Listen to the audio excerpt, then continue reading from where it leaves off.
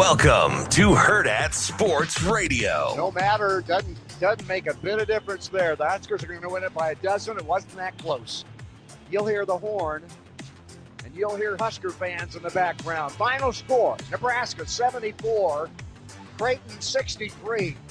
Nebraska wins by 11, and it wasn't nearly that close. Served by Bergen. Pass Yulia Orzo. The set from Purebringer outside. Sarah Frank with one arm dig by guess who? Lexi Rodriguez backs in for the match. Eric Beeson. She did it. Huskers swing. 25-17 in the third. Call the Grand Kid. He's got Dowdell to his right. Wide receivers left and right for the 5. Motioning now is Bonner. Now lines up as a wing. Turn. Zone read. Heinrich keeps it himself off the right side, and he is in.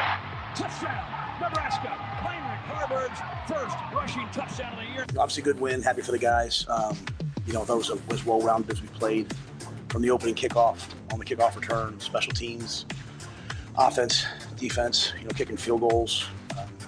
Thought it was as well-rounded as we can be. So credit to the guys. As I told them, we feel like we're doing something different. They're doing the same things. They've just worked and gotten better and better and better. Especially proud of those seniors. 30 of them, all different journeys to get here. But especially the guys who've been here for a long time. They've been through 3 coaches, different ADs. They've as I said earlier, they've stood in the gap. It's not easy to do. A place with expectations like this, and they've done it. So I was really happy for them to be able to grab that trophy, and they've never seen it before, and hold it and bring it in the locker room. So happy for them. Good morning. Welcome into Hurrdat Sports Radio, AM 590, ESPN Omaha, ESPN Tri-Cities. We're live on Twitter, Facebook, YouTube. DB will be joining me shortly. I'm Ravi Lulla here over at Hurrdat Sports HQ this morning, and we are having a great day. It's a great day to be a Nebraskan and especially a Husker fan as we welcome you in this morning. Plenty to talk about. We've got all sorts of victories to go around for Nebraska athletics. We've also got some high school football we're going to get to, as well as the state championships. Kick off in earnest today with 8-man and Class A football action. Tomorrow will be Class C and Class B. But coming up at 7:45, we're going to talk to Jordan Roberts, head coach at Bishop Neumann. Of course, we're going to talk to Sam McKewon at 8 o'clock from the Omaha World-Herald. And then in the 9 o'clock hour, we'll catch up with Troy Huebert from Central City and Chad Fox from Wahoo to wrap up our previews of the high school state championships. But we got to start with Nebraska football, as we typically do. This was a weekend for Nebraska athletics where it kind of reminded me of the end of Godfather, where Michael Corleone is taking care of all family business. That felt a lot like what happened for Nebraska this weekend. It started on Friday night where, you heard Kent Pavelka in the intro. They really handled their business against Creighton. It was an 11-point game that felt like it was closer to being a 25-point Nebraska win than it was a Creighton win. Honestly, just total domination from start to finish for Nebraska basketball on Friday night. And then, of course, Saturday, they vanquished all Wisconsin Badger Demons, both on the football field and on the volleyball court as well. It was a incredible weekend for Nebraska football. I can't really explain to you how excited I am about. Obviously, I'm not as excited about the Husker basketball win as a Creighton fan, but it's a good win for Fred Hoiberg and his program. But I can't really explain how excited I am about Nebraska football getting that 6th win on Saturday. Obviously, DB and I both have been super big advocates of Coach Rule and what he's trying to do here. And Saturday was a big win. Saturday was, I don't know if I just didn't want to admit it to myself in the moment because I didn't want to get backed into a corner about whether or not, this was going to work here with Matt Rule and whatever. I mean, we've doubled down pretty hard on this show and myself specifically about Coach Rule and it working, but Saturday was a huge step in that direction and a step in the right direction, because things were going to get pretty hairy around here if this team didn't make a bowl game. Starting 5-1, losing 6 in a row to end the season as it would have been, was going to make for an ugly offseason. And it wouldn't have shaken my faith in Coach Rule and what he's doing here, but it would have been pretty uncomfortable around here for the next however many months. All that can be flushed. All that can be turned. The page can be turned on that because of what we saw. Not just the fact that Nebraska was able to get a win against Wisconsin, but DB said it on Friday. If this is just a football game, Nebraska's better. And Nebraska was better in every aspect of the game on Saturday. It wasn't something where they had to scratch and claw and win this 9-6 game or whatever it was.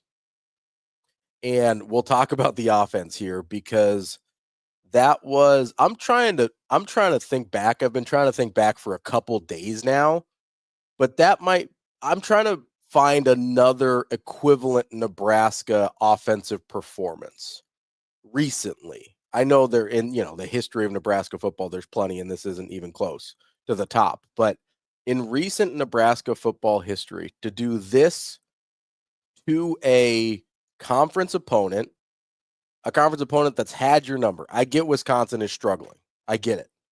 But to a conference opponent that's had your number in a game you have to have, where it is honestly, a must-win game for Nebraska, for Coach Rule, for this regime, and to come out and have that offensive performance with an offensive coordinator who's been on the job for all of 3 weeks, I'm having a hard time finding a frame of reference for how good that offensive performance was. And it wasn't just about the yards or the points or whatever, but just how the offense looked, how coherent, how cohesive, how resilient the offense looked, because not everything went perfectly, right? It's easy to look back at that game and be like, oh man, they had some mistakes. They had to overcome adversity. They had a turnover. They had some untimely penalties, all the things that have been plaguing Nebraska for years. And I've said for a long time, and DB said this, it's not that when you become good, those things just magically go away. Those types of things happen to all football teams.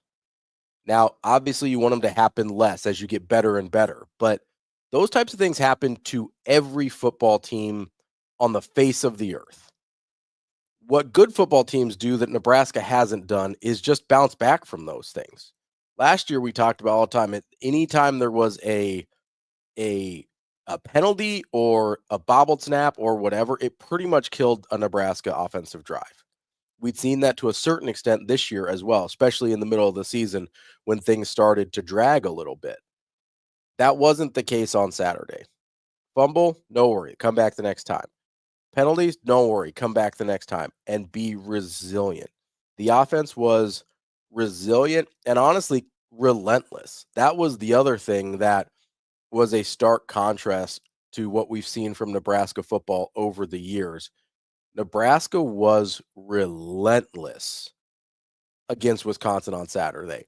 They had their foot on the gas the entire game, and it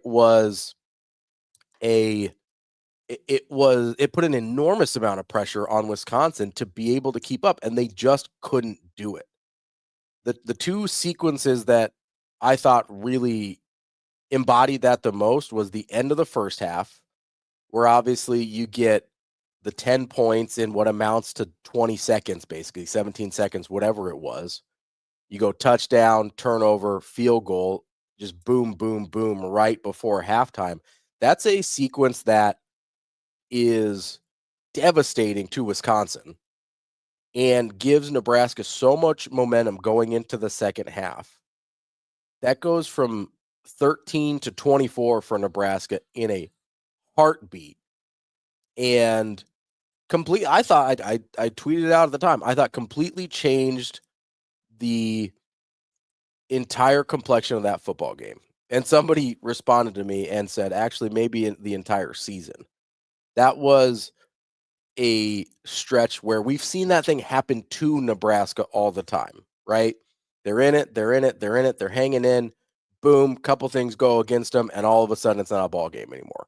I don't know how many times we've seen that happen to Nebraska, but Nebraska was able to inflict that upon someone else. That was a huge moment in the game. And the other one, speaking of their resilience, was late in the fourth quarter, about halfway through the fourth quarter. Wisconsin scores to make it 37-25. They close that gap a little bit. Feels like they've got a little bit of life in them. Nebraska comes right down the field, scores, and the game is over.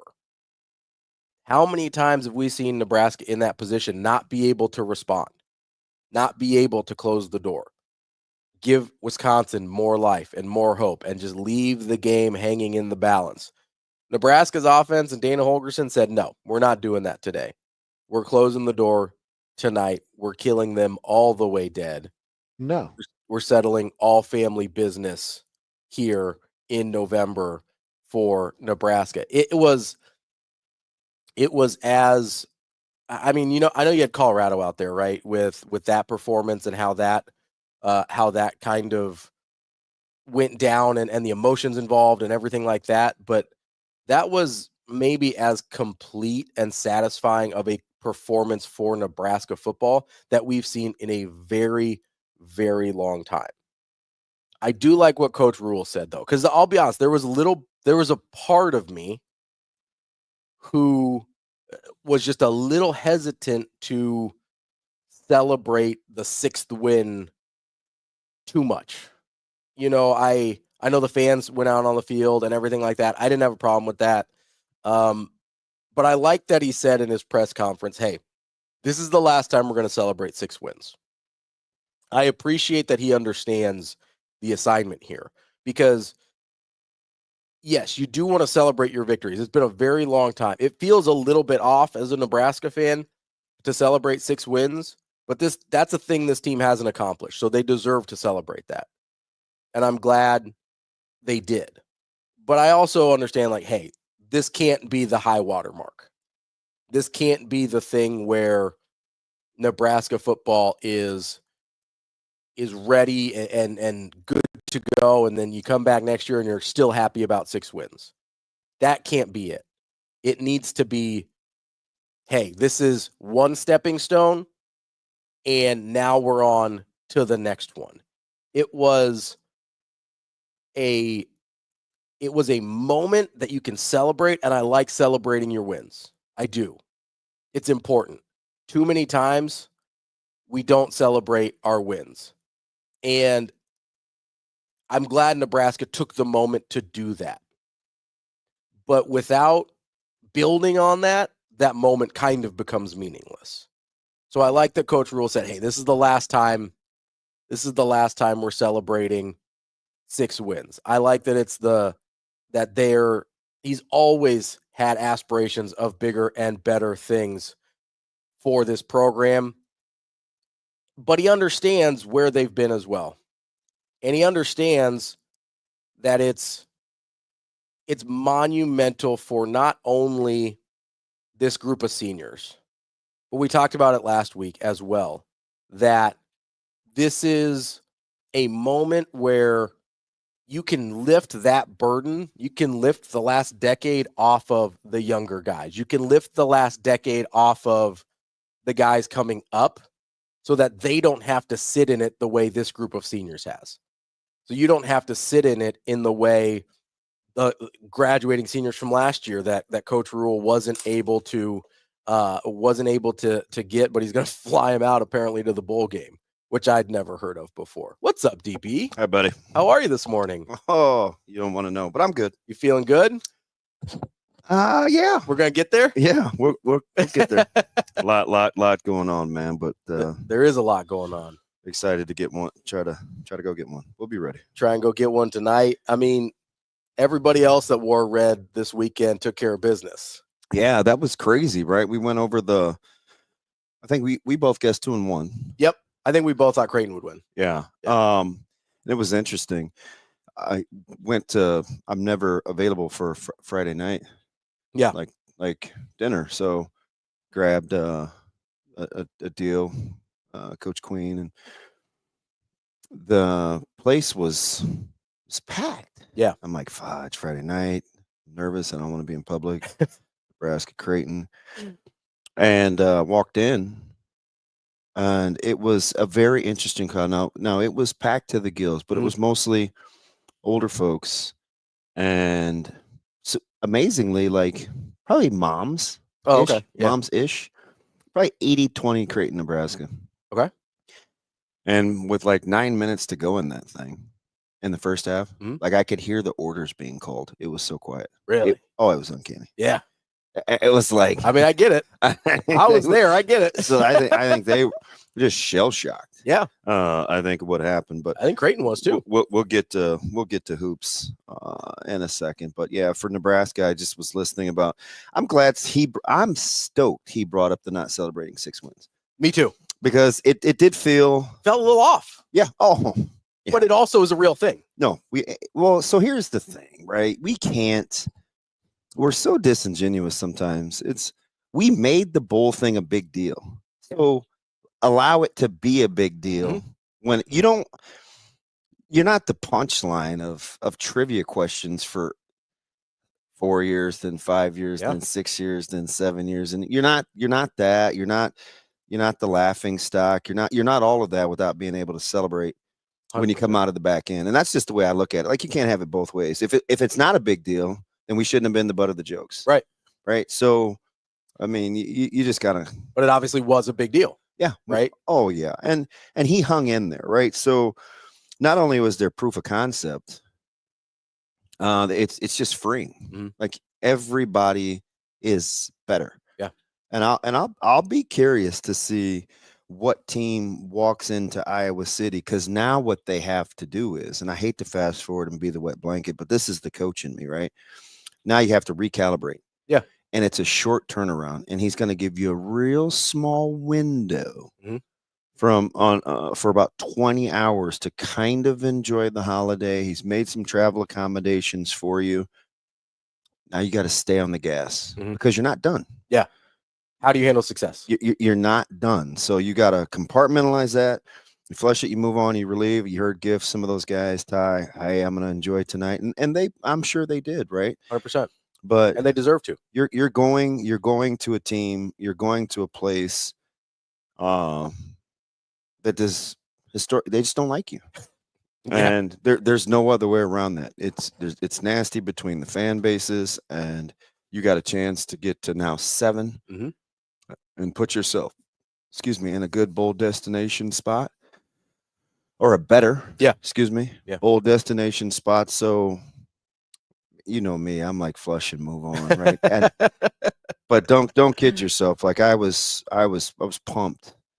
I was pumped on Saturday, and to see Nebraska volleyball do what they did, and so many things that we said on all week, I think, came to fruition.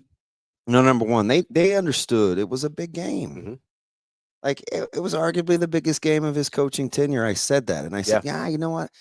Little hesitant to say it out loud, but it is. Well, and he said but it once too. That's what I was going to say. Now, once he said it, it like freed me up to say it out loud, right? Because then I wasn't saying it wasn't a hot take. It just like was the way that it was. So,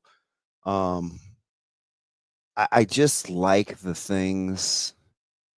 No, but I mean, people do want to know all the sausage. I just like the things that are going on behind the scenes. I do.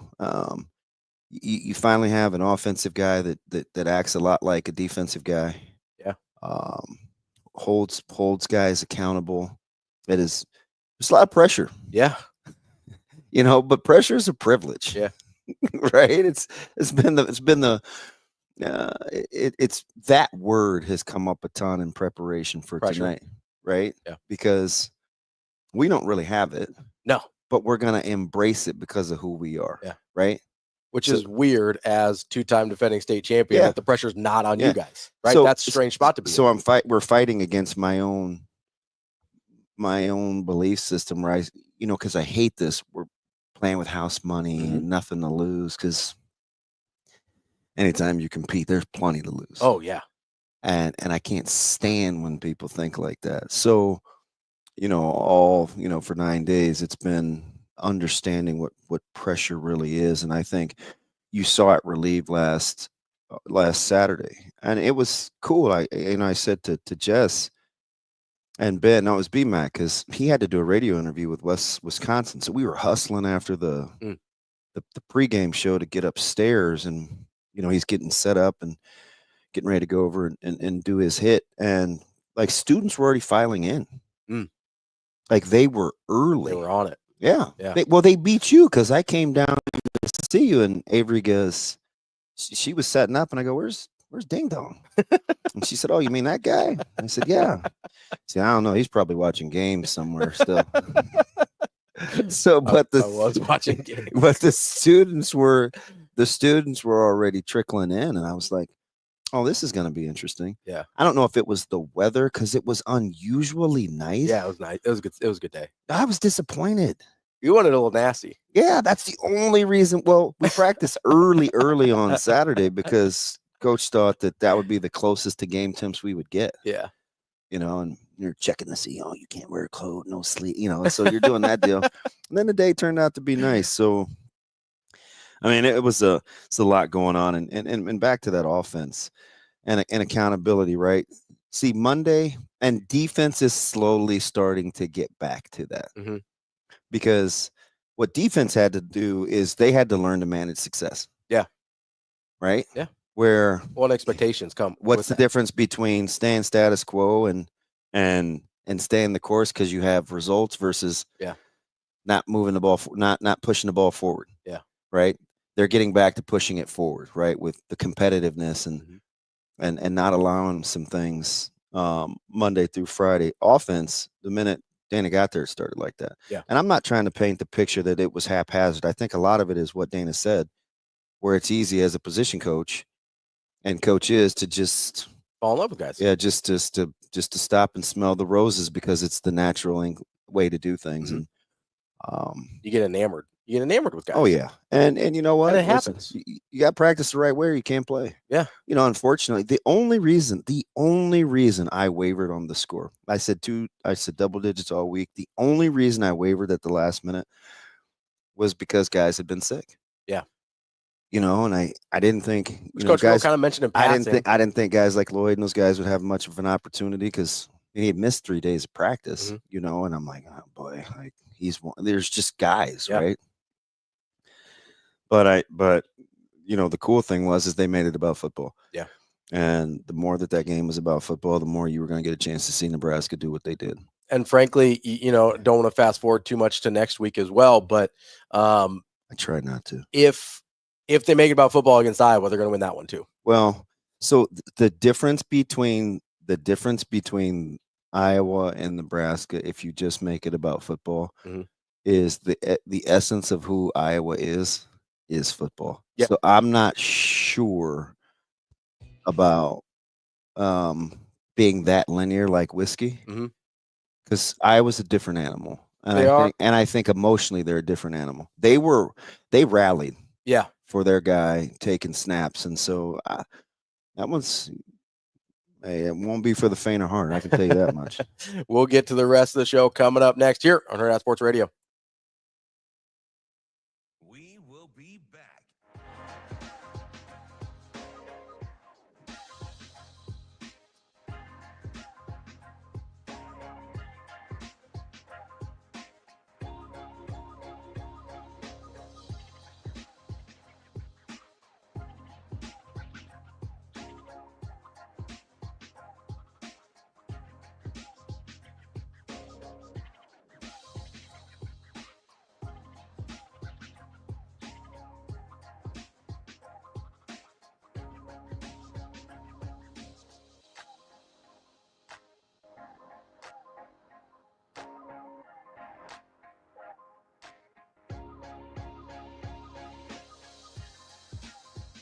We will be back.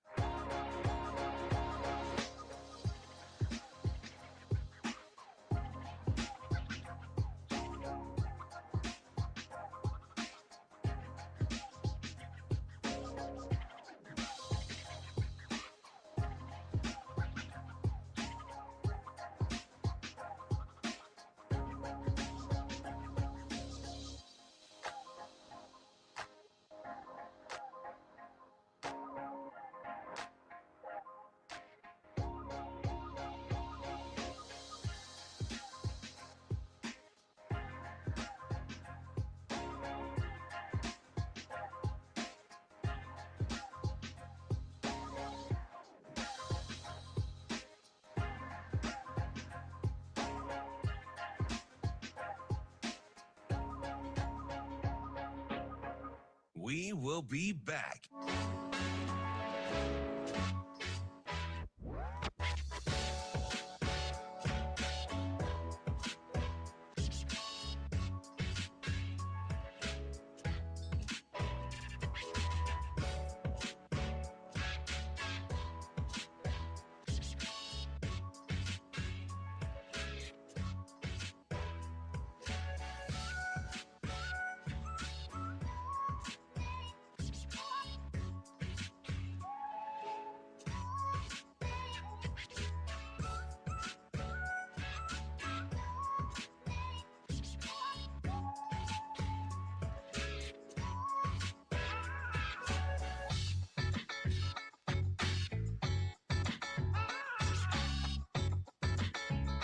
We will be back.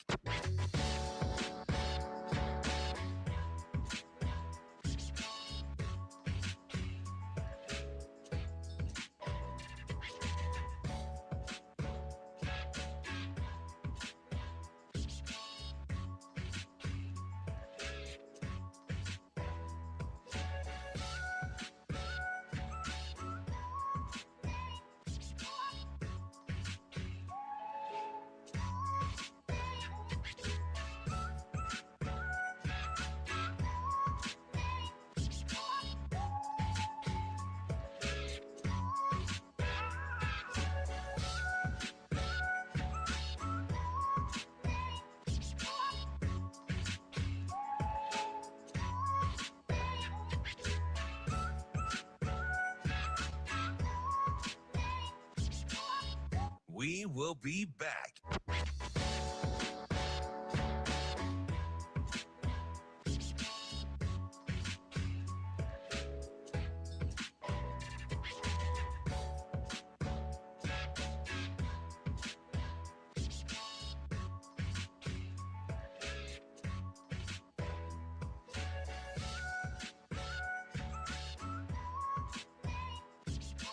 We will be back.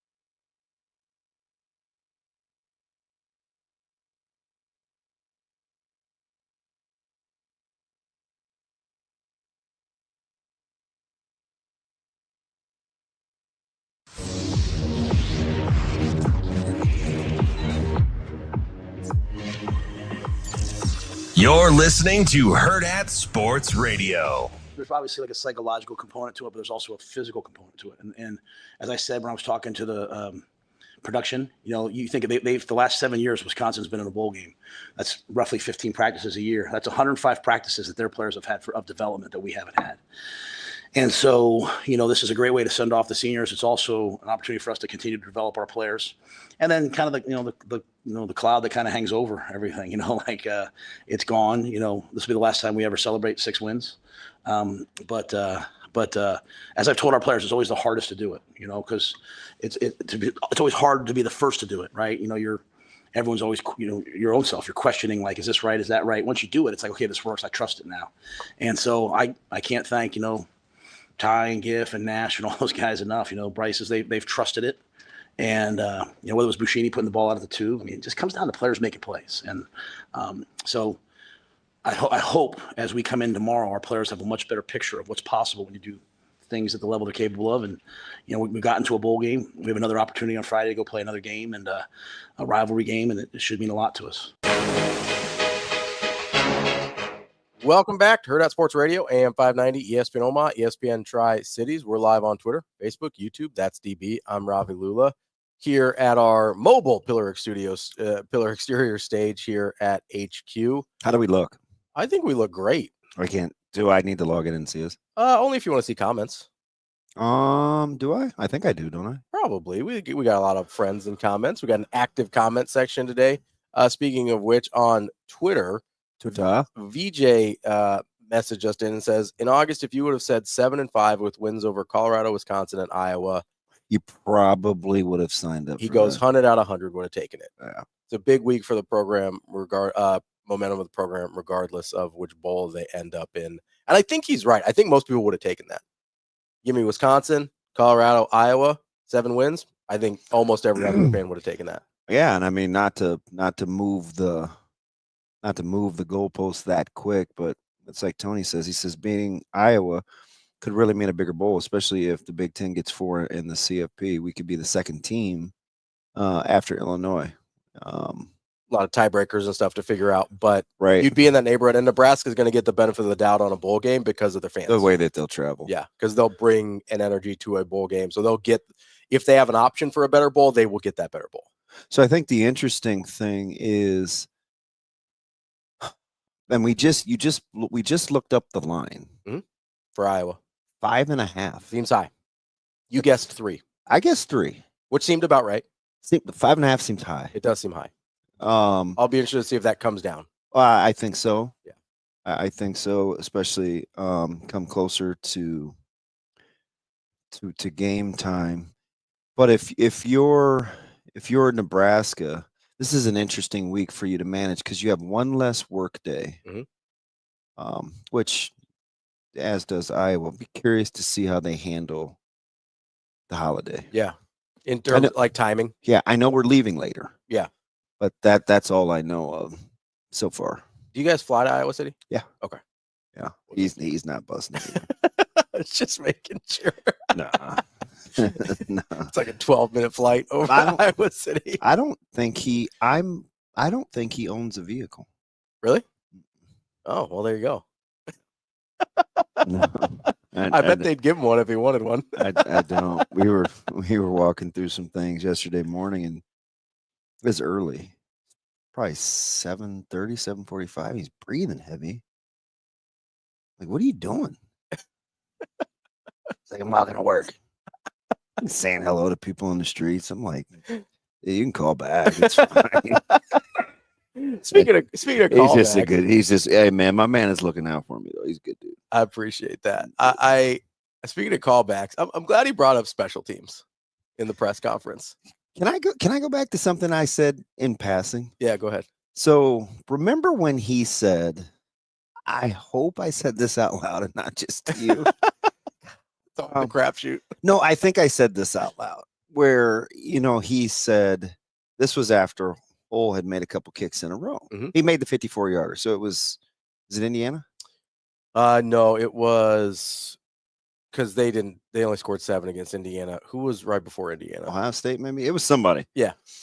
And he goes, just incrementally, guys got to make plays, and special teams is one of it, and we're going to move some bodies around. And he said, I need to take into account that, Coach Foley, I did say this because you came back with, well, people will say it's Maher. Well, Maher's been there. And I said, because Coach Rule is going to tell you, he has to factor in that Coach Foley and the special team staff are the same guys that are pushing those guys through too. Mm-hmm.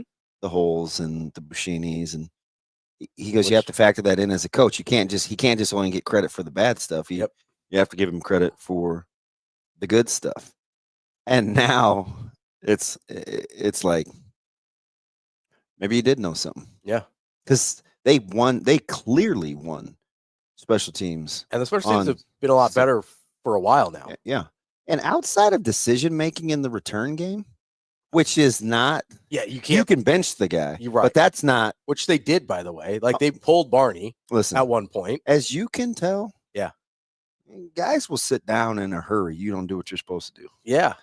And so that's at least in some places, in some spots. Yeah, in some spots. There's other spots maybe you'd like to see a little bit more of that. Yeah. But yeah, we kind of buried special teams early in the year, and rightfully so. They weren't playing well. But like, can Foley coach again? Is he a good coach now?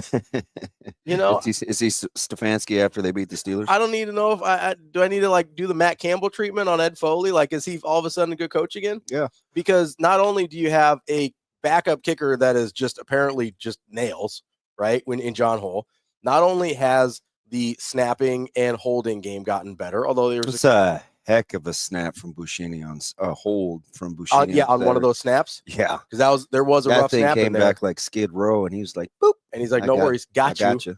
And then not only that, which is weird for a little musclehead. His arms, he looks. Buschini. Are you old enough for Stretch Armstrong? Yeah.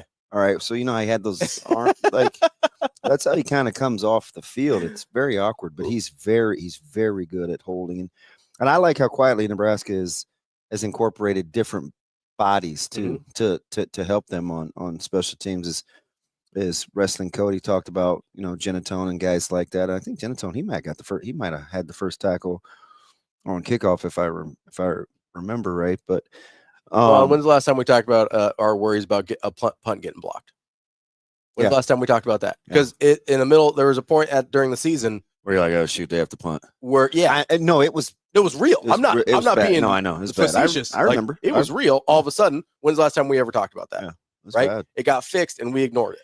Right? And I get it. It has to get fixed. But all of a sudden, it's like, okay, so we're gonna have this conversation. I'm glad he brought up special teams because Buschini's been really good for a while now. That one, the coffin corner one, was unbelievable.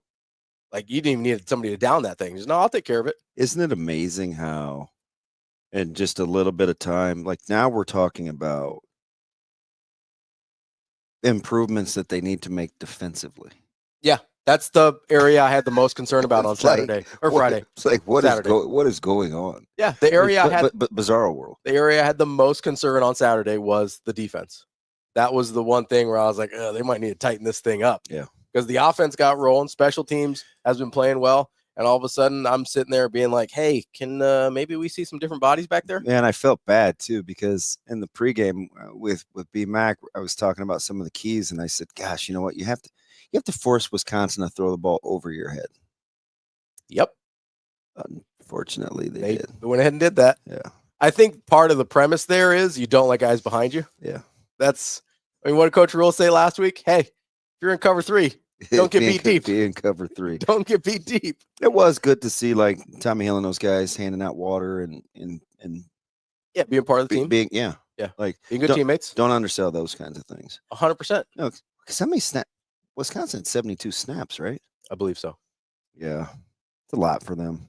It is. That's more than USC had last week. Yeah, USC was at 68 last week.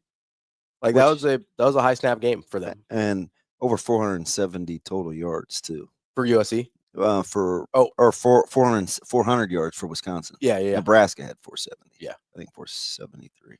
Yeah, it was the defense. I had some questions. We're definitely going to get into that here in a minute, but I would love to see that same level of accountability and like, hey, you screw up, you might have to take a little seat there for a minute. Yeah, across the board. Do you know offhand Nebraska's trips to the red zone? I believe they scored touchdowns on all of them except for the one directly before half. Do you know how many trips? 5? 7. Oh, geez. Do you know how many points they scored in the red zone? It's going to be almost all of them. 41. Correct. Yeah. Very good, math. It was just the one field goal that was outside of the red zone. Are you good with numbers? I do okay sometimes. It's pretty good. That dog will hunt. Coming up next, we're going to talk a little high school football. Jordan Roberts from Bishop Neumann to preview a state championship game coming up tomorrow. That's DB. I'm Ravi. We'll be back here on Hurrdat Sports Radio.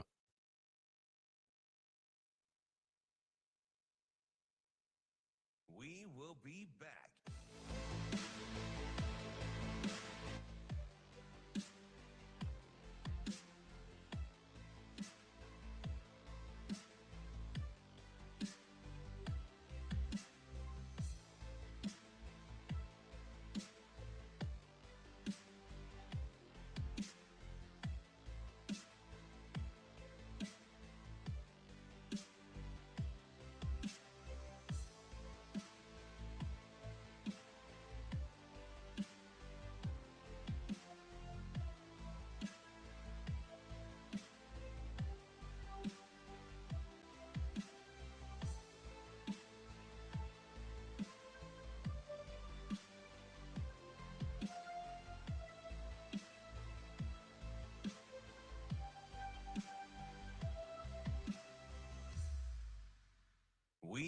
be back.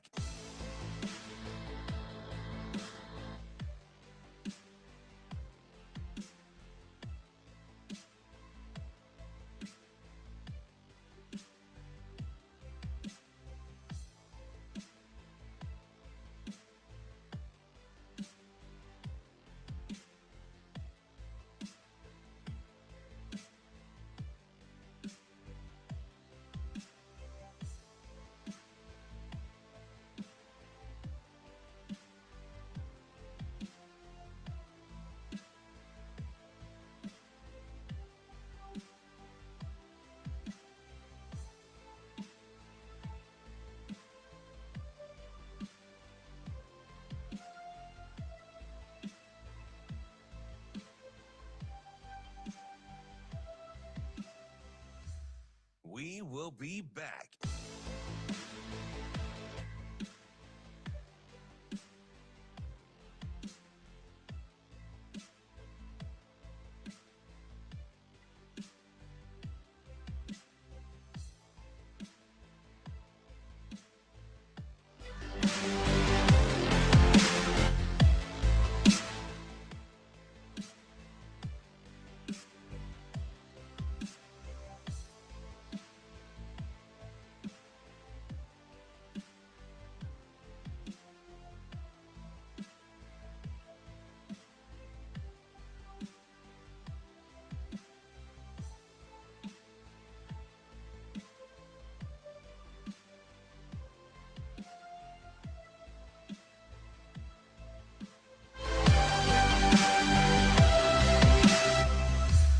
We will be back.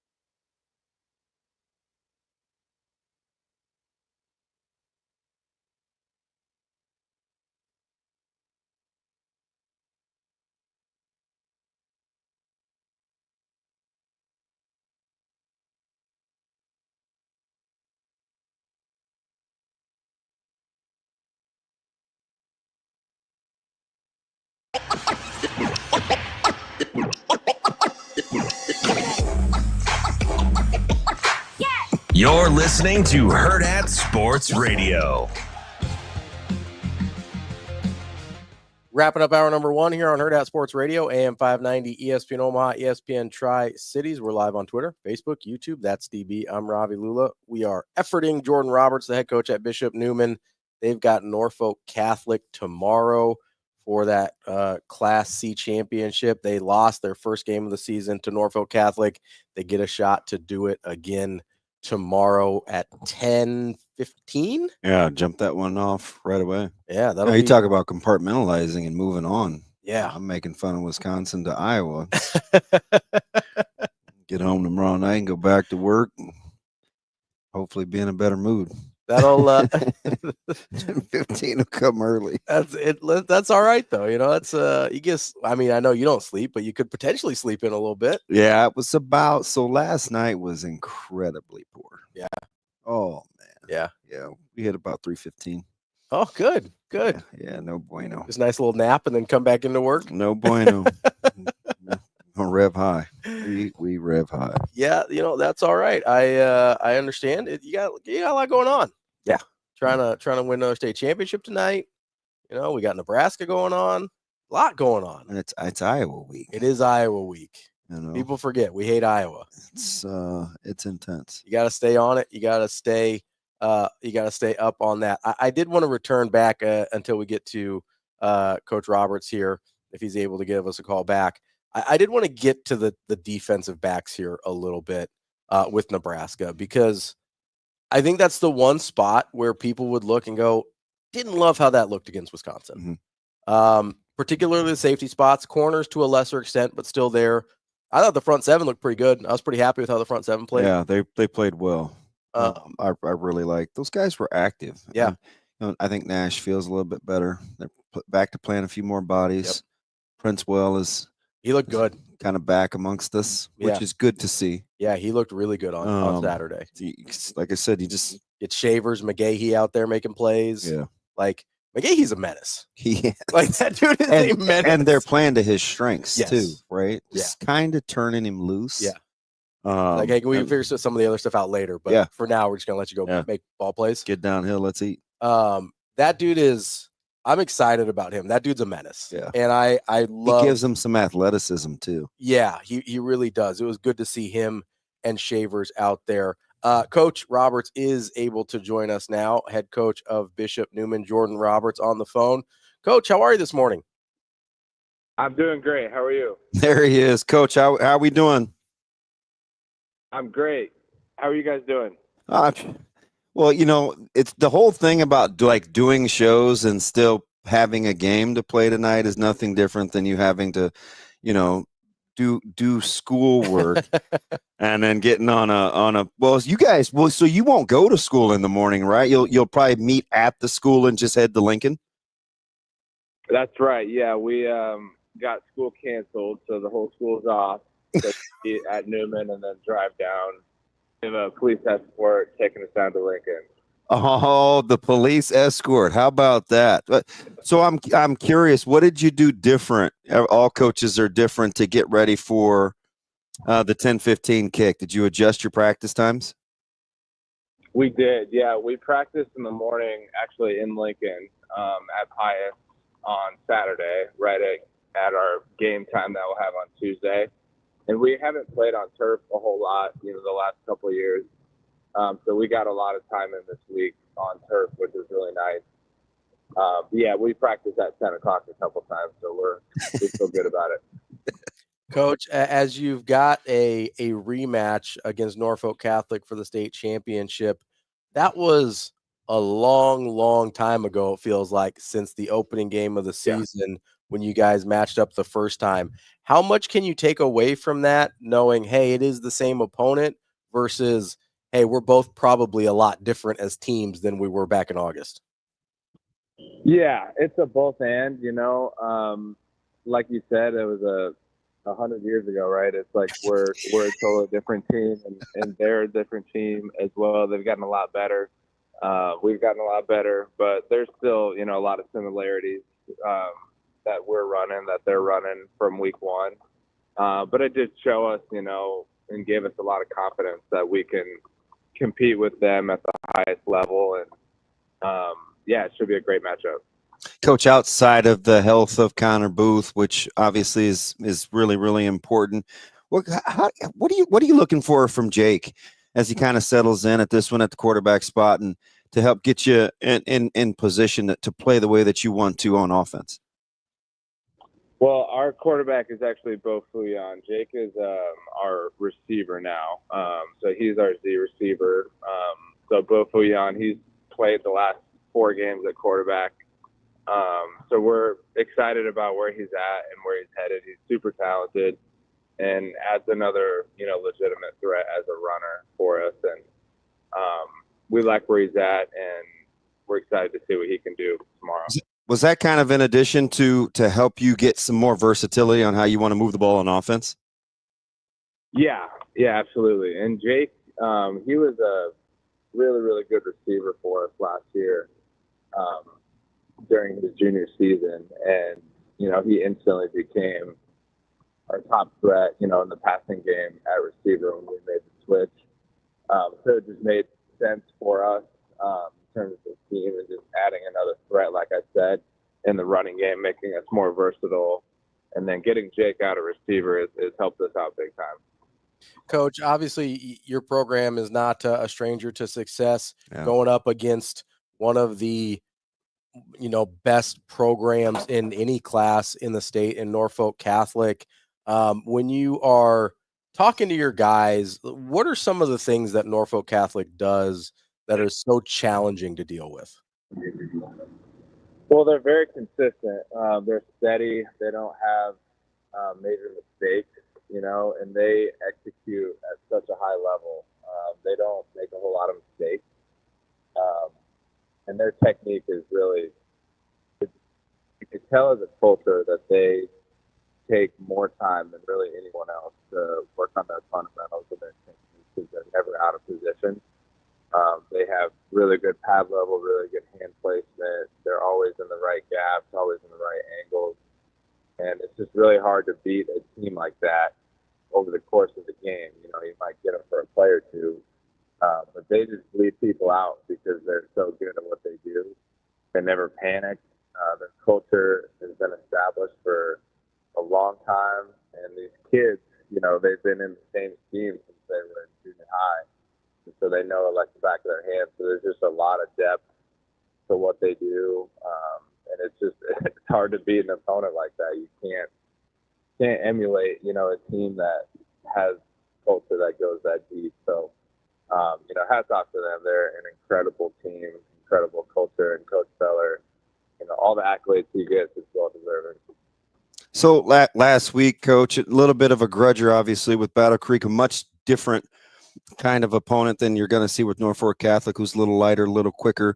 Bo had I think the 10 or 11 pass attempts. When you look at the way that Norfolk Catholic wants to play on defense, they're very physical, even though they're a little undersized. Is there any takeaway from the physicality from Battle Creek a week ago to maybe what you'll see tomorrow morning? Yeah, I would say so for sure. Cedar Catholic, Norfolk Catholic, Battle Creek, they're all super physical, and we've known that. And those three teams were really our top teams in the state, along with us. And the physicality is very similar.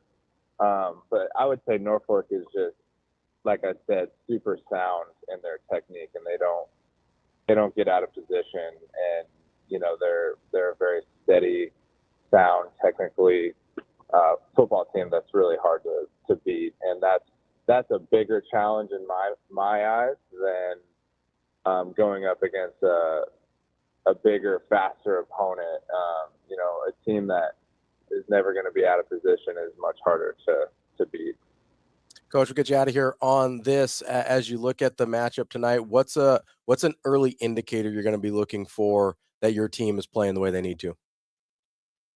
The line of scrimmage, that's what it's all about. Are we getting positive movement on the line of scrimmage, and can we hold them on defense on the line of scrimmage? And, turnovers are huge. Field position is going to be huge. But really, this game is going to be won and lost at the point of attack, like it always is. So that's what we'll be watching closely. Coach, looking forward to it. We'll see you during the broadcast. Okay, thank you. Appreciate you joining us, Coach. That is the Bishop Neumann head coach, Jordan Roberts. They've got Norfolk Catholic tomorrow morning, first thing. That's going to be a good one. I'm excited for that one. Yeah, I'm hoping, watching a little bit the last week and a half, or actually probably last 4 days of their last two games. Mm-hmm. And that's interesting too, because I thought Jake was hurt, which is why they were using Bo. But note to self, that's why you talk to coaches. Booth's health is obviously a concern. Watched play a little bit in the first half and tried to come back in the third quarter, and you can't hear because you're just watching. But he had the leg bandaged up a little bit, and then didn't come back and play again in the fourth quarter. So they weathered that storm, but clearly his health is and seeing if he's going to move around and what his availability is in the morning, I think will be huge for that one. Yeah, I mean, obviously, if his availability is going to be, paramount, that's a totally different game. Yeah, he's a good player. Yeah, he's there. I mean, there's a reason he's got the offer and commitment to Nebraska there. That's a really good ball player that's going to make a huge difference. Even if he goes and is not fully healthy, that'll be a big deal. So appreciate Coach joining us. Looking forward to that one tomorrow morning. Looking forward to talking to Sam McKewon from the Omaha World-Herald coming up next here on Hurrdat Sports Radio.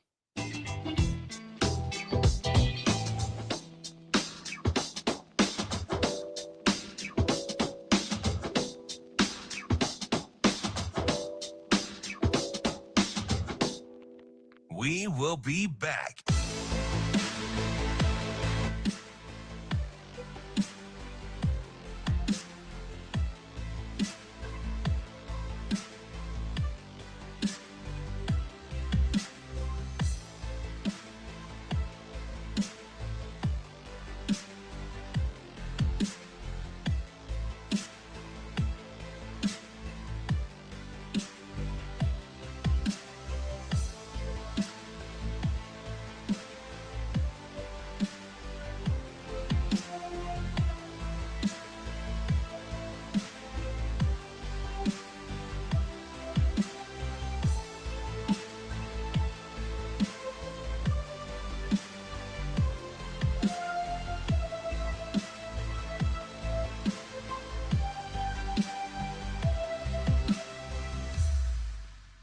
We will be back.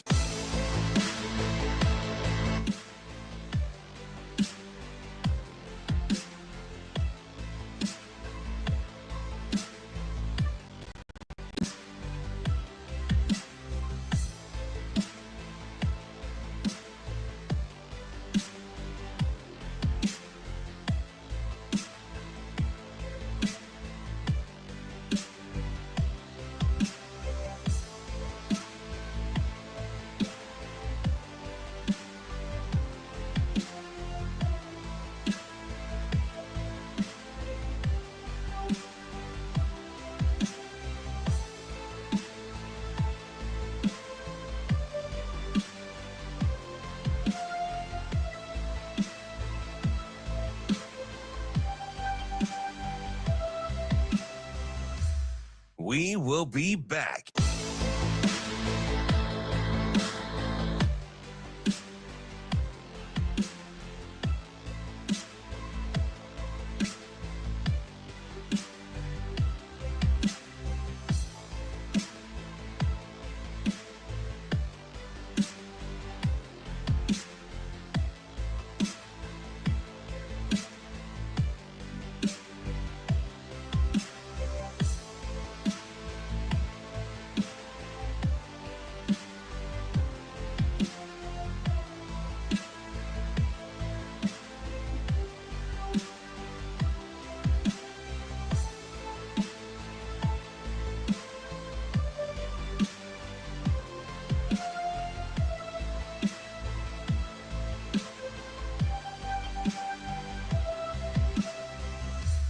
We will be back.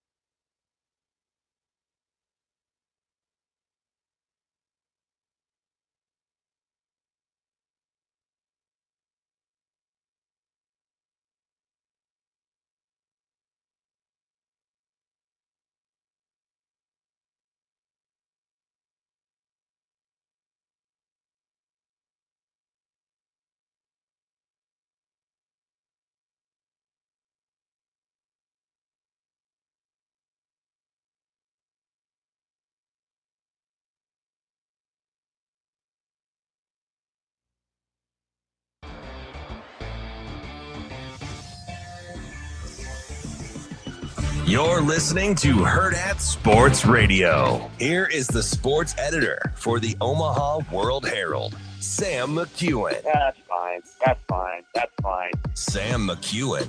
We're gonna throw the ball, and you just stand back there and throw it where you want to go. You know, that kind of thing. Sam McKewon. Are you guys going?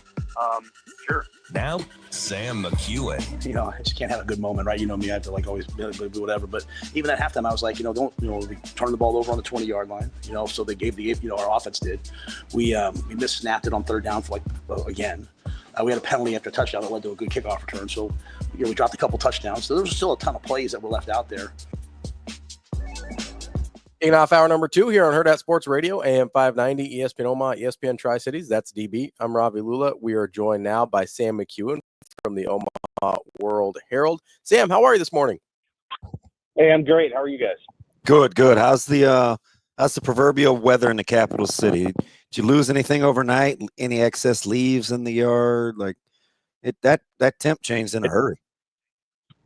It's great. There's not going to be any rain or snow for your game tonight, and that makes me happy because there won't be any alterations to the conditions that change that game. It's going to be a lot of fun to watch Westside and Millard South play at relative full strength and on a field that won't be wet or anything. It's going to be a lot of fun. That's a big game tonight, and I'm looking forward to it. I'm going to be honest, Sam. I think DB would have preferred some precipitation. Maybe. Yeah, they're clearly a handful. We didn't finish charting, but they've converted. I know we looked at like their situations in 3rd and long. On more than 4 occasions, they've converted a 3rd and longer than 16. Yeah, I believe it. Got to get their quarterback to the ground. If Tom was able to run around and make plays, it's hard to cover all their receivers for very long. It just kind of depends. I think it kind of comes down to whether Westside's pass rush can get him sacked.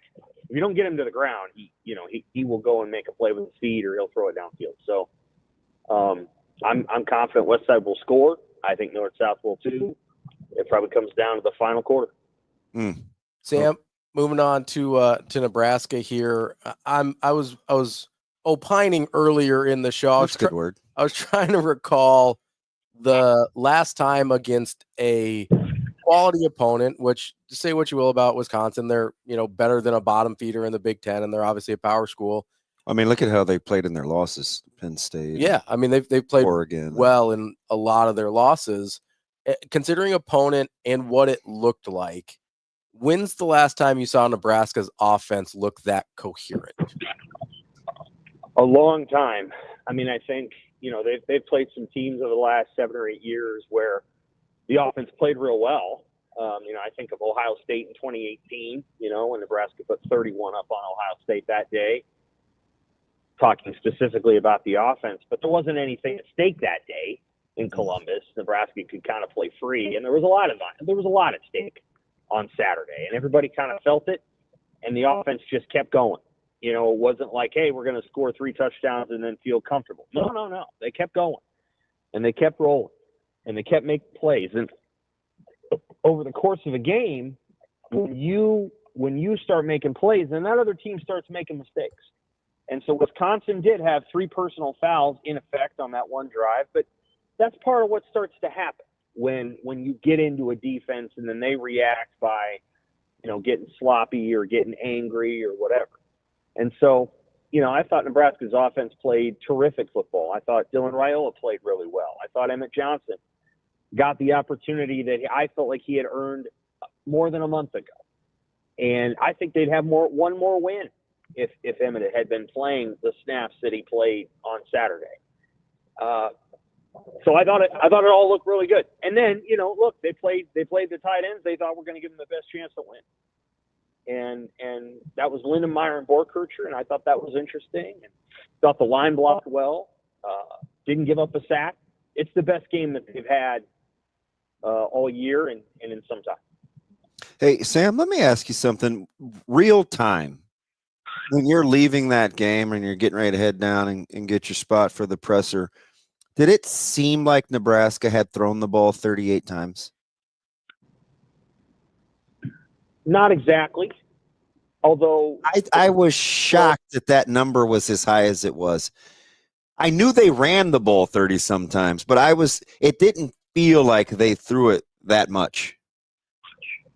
Yeah, I think that the kinds of throws that Raiola is making don't necessarily put the imprint on you quite as much as, and I'm not trying to knock Mike Riley, but in the Mike Riley era, they threw it downfield a lot. I mean, they were very aggressive. during that era. And so each throw felt like it was a big into the air. And this was different. This was, hey, we're going to throw the ball. You know, one of the throws was Ja'Cory Barney, that pitch pass, which is really just a run, but they call it a pass because the ball moves a half inch forward. And then they had a couple others that were just very short throws, you know, controlled, mesh concepts, getting guys, you know, open underneath, letting them run after that. Just little things like that. And so, you know, it's like an extended version of the run game, but they're called passes. And so I think they probably threw, 25 passes, and they threw about 13 of the others. And Raiola is very good in that setting. He's effective. He throws the ball relatively on time. I think he got very comfortable with that mesh concept, where there'd be a curl kind of in the middle or whatever you want to call it. A couple of them were drops. That's not his fault. He looked comfortable in the RPO. Banks dropped a touchdown in that setting. So, Raiola played really well, and honestly could have had bigger numbers if guys had caught the ball. So, we'll see where it goes from here. But I like what they're doing in the pass game. Yeah, I think one of the subtle things that it's interesting to watch is when you play a team that played as much man-to-man as Wisconsin did, I think it actually hurt them more in the run game, where I could see where Coach Holgorsen was formationing Wisconsin to death with motion, and then they would get out leveraged. The touchdown run to go back and watch that run to Dowdell. I think it was maybe 10 or 11 yards. I don't know how far away it was, but I think Dylan put his hands up practically at the handoff. Yeah, immediately. Because of, back more, motion. Then they would come back. Then they hand the ball off. You're short a guy in the fit because he's out leveraged. I mean, stuff like that is hard to pick up on real time, but going back and watching it, it's a credit to Coach Holgorsen in the run game for how Wisconsin liked to play pass defense in the secondary. For sure. Yeah, and I thought they did a really nice job of winning inside and pushing around the Wisconsin interior defensive linemen, who are not the same players as they were, 3 or 4 years ago. And then they had that where they'd put trips to one side and they'd run into the boundary with kind of a, pulling guards. And that was a nice run a couple of times. I think you'll see some variation of that against Iowa. I mean, Iowa's a different defense. They're going to do different things, but I think there's a working model going forward. And they have a sense of, I think, who they want to be and what they want to do. And it doesn't sacrifice power football. Like Rule said, they were running a 2-minute drill and 12 personnel. But it also, spreads it out a little bit and gets Raiola the opportunity to play out of the shotgun with some rhythm. And again, I thought it looked really good. And, I don't know what it's going to mean against Iowa. They probably got to score 21, 24 points to beat Iowa. I don't know if they will, but I do think that they've got some answers going forward. What's that? It seems high.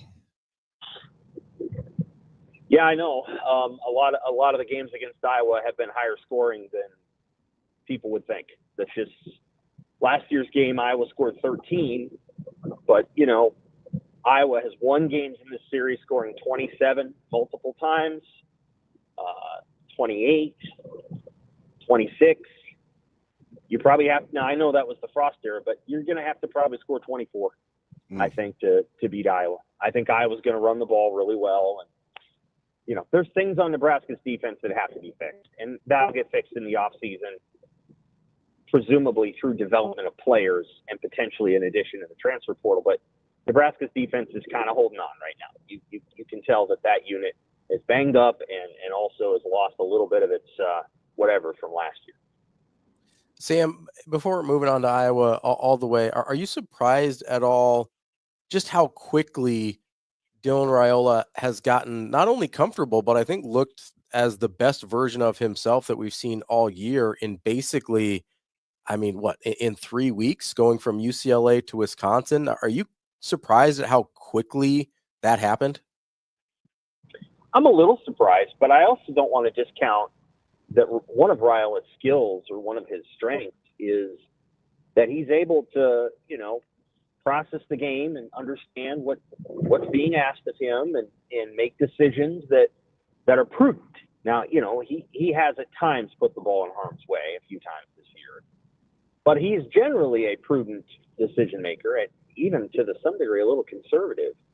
And so, like I think this is something that he could have done. I think there's certainly aspects of his game that are still coming. I think he'll probably develop a little bit more of a tendency and skill set to scramble. That's still something that's coming. You don't have to be. I think there's a middle ground when it comes to scrambling that he needs to find. You don't need to be Lamar Jackson at all, or Josh Allen. You need to be a guy that can go get a first down. And so I think that's an area that he will develop in the offseason. But no, I mean, there's things he does really well and is effective at executing. And I think Holgorsen plays into that well. I think part of that is his continuing maturity from his body type too, right? As he gets healthier over the off season and continues to work on fitness, I think that part of his game will just naturally evolve.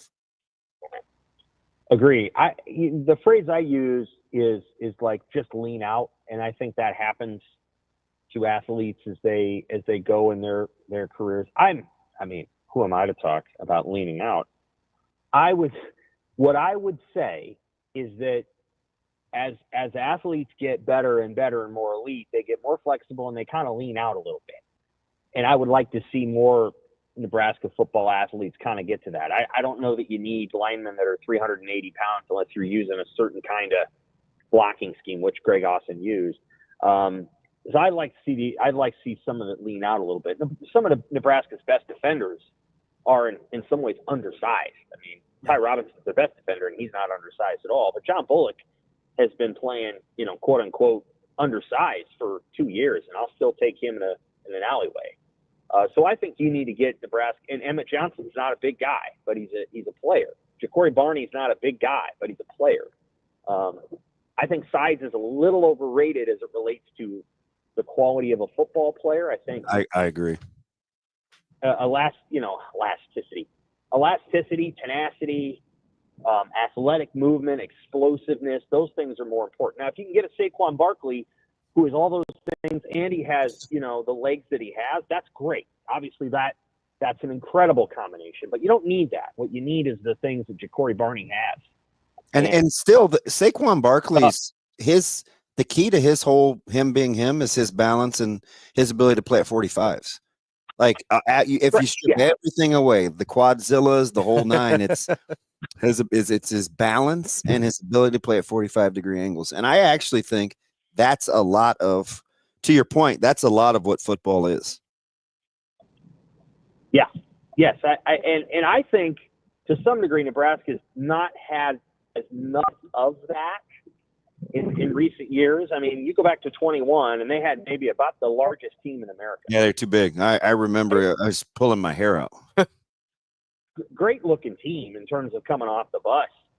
But I think the flexibility and the elasticity of their bodies and all that wasn't quite what it needed to be. And then you watch UCLA and USC the last 2 weeks when Nebraska was playing them, and like, yeah, that's kind of Nebraska needs a few more of those guys. They need a few. I mean, Woody Marks is probably the best player Nebraska's faced this year on offense. Maybe not, but very, very close if he isn't the best. And that guy's not tall, but he's got all the components that you want. And Ja'Cory Barney, again, just watching him again on Saturday, the guy just doesn't go down easily. He makes somebody miss. He usually breaks a tackle, and he's like 165 pounds.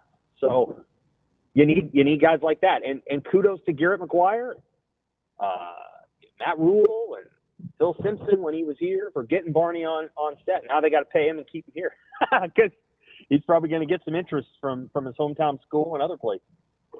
We're talking with Sam McKewon from the Omaha World-Herald. Sam, I do want to talk about the secondary here for a minute because that was obviously, in my opinion, at least, that was the place that had the most concern on Saturday. As you're watching, whether it's the safeties or the corners, I know health has been a challenge in the secondary all year, but as you're kind of processing that in real time, how are you evaluating the play of the defensive backs?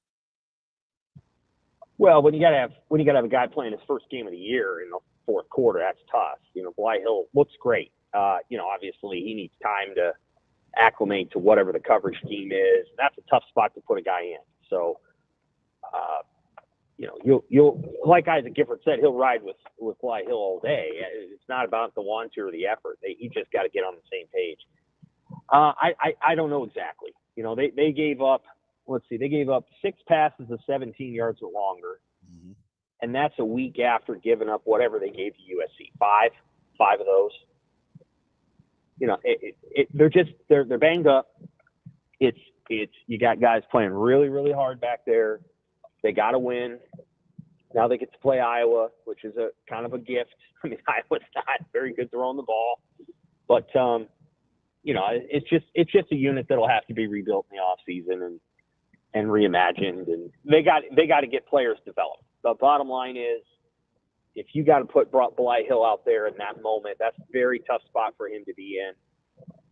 Surprised that you can't get some of the other guys that you've been developing all year out there. Got to find a way, so on and so forth. I think they're going to be a very good secondary, either in 25 or 26, but they need to develop some of the players on hand. And so once they've done all that, I think they're going to be in great shape. They're beat up back there. Those guys aren't going to talk about it, but I don't even know what Malcolm Hartzog's playing through. A lot. He's playing through a lot, and he's a tough guy. So you got to give him a lot of credit for battling, and Gifford for battling. And they need to develop some young players so they can take some of the load off of the starters. And Buford played well too. Marquise Buford's a tough guy, and it's good that he's coming back, because they're going to need a senior leader back there next season. Sam, how soon do you think? I get the whole 24-hour rule, but I almost felt guilty. I was talking to Ravi this morning in the opening segment. I'm like, and now on to Iowa. After you had just kind of cleared the 6-win thing, you can embrace the fact that for over 8 years, it was kind of the punchline, the running joke, the answer to trivia questions, and then kind of the duality of celebrating it, right? Because you don't want to celebrate 6 wins, but if you can joke about it and have it be all this angst and however long we were gripping over it, I get it, right? The flushing of that moment. How quickly do you think, or would you have shaken that monkey to move on to the next bear known as the Hawkeyes? I think some of those seniors probably savored Saturday night a lot. I'm guessing everybody was ready to move on very, very quickly, because once you have a little bit of success, what you get hungry for is more of it. And I think now they've got their bowl game, and I'm sure they're happy. I don't know how they're going to communicate it, but I'm going to guess that it filters through that building somehow. If you beat Iowa, guys, you're going to play on New Year's Eve or New Year's Day. Go get it done. Like, there's a sense of that. Like, this is they are, because of the weird way that the playoffs going to break out, I think you're going to see 4 teams from the Big Ten in the playoffs. The 5th team is Illinois, right? And USC is going to get pulled to a Pac-12 bowl, which I think USC will want. Even if they beat Notre Dame, I think USC will be like, yeah, we'd rather go play, over here where our fans will show up, as opposed to going to Florida where none of them will come. So I'm guessing that USC will apt for the West Coast thing, which leaves Nebraska, if they can beat Iowa, to play, in what used to be the Outback Bowl. I think it's called the ReliaQuest Bowl, against Oklahoma or LSU or Florida. That'd be a big deal. So I think there's a sense and understanding that they have a chance to actually finish this season with a real bang. If they beat Iowa and then they were to go to a bowl game like that and win that game, it'd feel like the whole thing flipped on its head. And it would incredible momentum going into the offseason. Now, you don't beat Iowa, then you're probably going to the Guaranteed Rate Bowl, and you're doing what you do down there against whoever they find, and probably a good team, because the Big 12 is going to get one team in the playoffs, so they're probably going to have to play an 8 or 9 win team down in Phoenix. But we'll see what happens. I think they're probably really hungry, and they can beat Iowa on the right way in the right moment.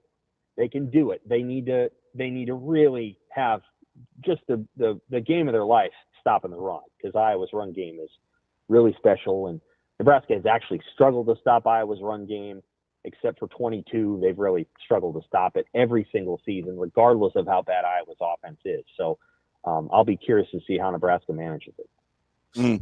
Sam, how much do you think how likely do you think it is that Nebraska looks at a third string Iowa quarterback and just says, hey, if he can beat it, throw it over. Yeah. They tried that last week with Locke, and he made him pay. If he can beat it, well, he made him pay, but they still won by 20. So, I mean, like, I guess how much let's like, hey, just Caleb Johnson, good luck. You're going to see 8 men in the box all day.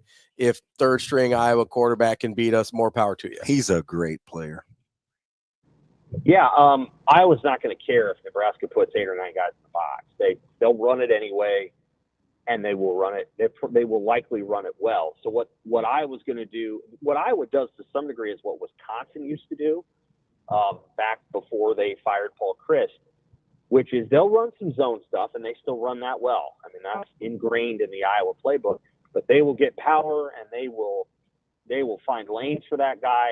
And the more guys you put in the box, actually, the bigger risk it is, because there's nobody left if he gets through that first line of defense. And so this is one of those games where Nebraska's probably going to load up the box, but that increases the risk that Iowa's going to break a 80-yard run. And so you have to be really, really sound when you're defending Iowa's run game. Sound in gap accountability, gap integrity, sound tackling, sound in pursuit angles, like the whole thing. It's going to be very challenging. Iowa's gone to more of a Wisconsin-based run game. That's the way I would put it, or the old Wisconsin run game, and it's good. It's very, very good, and they're gonna have Nebraska has its hands full. Now, if they slow that down, the law firm of Jackson Stratton will probably have some problems, but they got to slow down Iowa's run game first. Sam, we appreciate your time as always. We will talk to you again soon. All right, take care. Thanks, Sam. That's Sam McKewon from the Omaha World-Herald. Yeah, I don't know. It's interesting. I think you just say, hey, you got to beat a Stratton. Well, I get it. Like that's what everybody's going to do. Yeah, you just have to be capable of doing it. Right. You're going to have to play some man-to-man outside the numbers, but you can't be. I like what Sam said actually in terms of, it's like going to zero coverage where you're like, okay, we're going to bring heat. Well, the risk of loading the box. Yeah, it's high risk, high reward, right? So Nebraska still has to play in such a way where you don't compromise your defense. Yeah, that'll be interesting to see how they end up deciding to do that. I'll also be interested to see what personnel looks like on Friday as well. That's going to be a big storyline for sure. That's DB. I'm Ravi Lulla. We'll be back. More Hurrdat Sports Radio coming up next.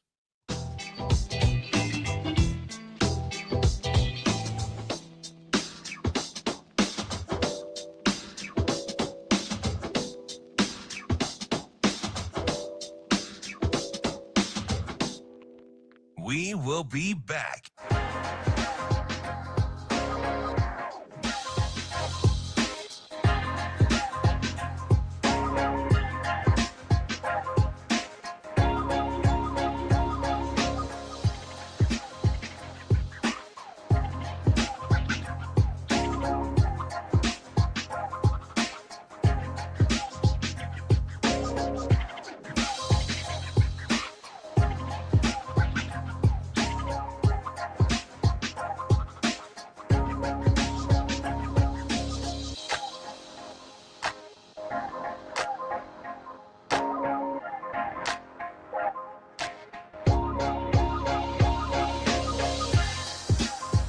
We will be back.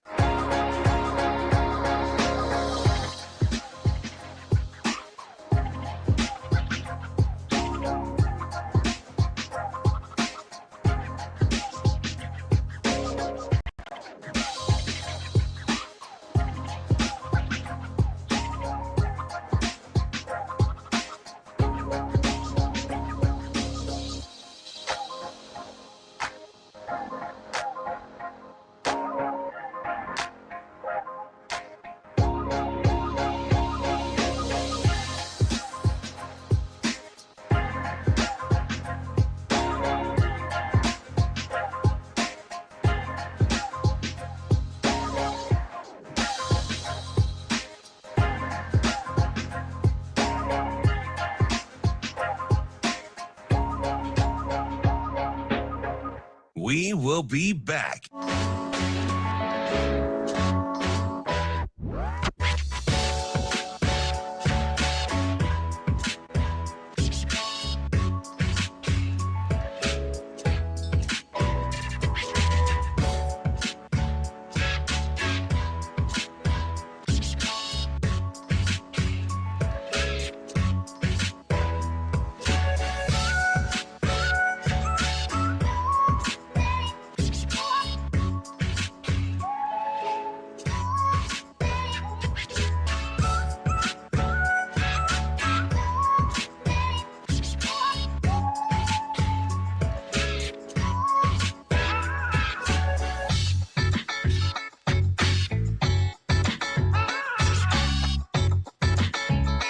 We will be back.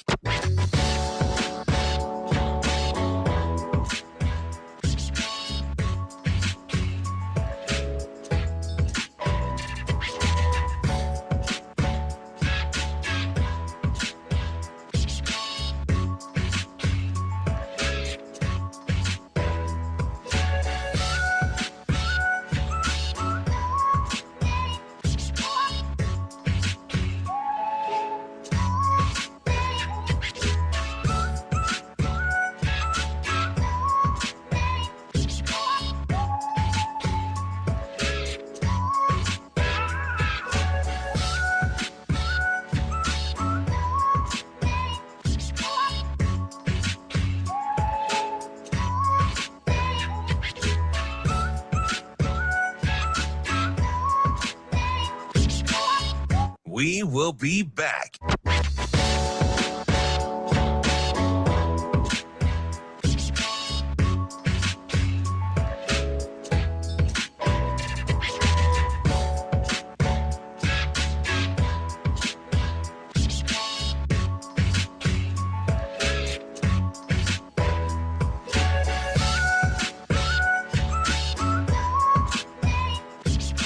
We will be back.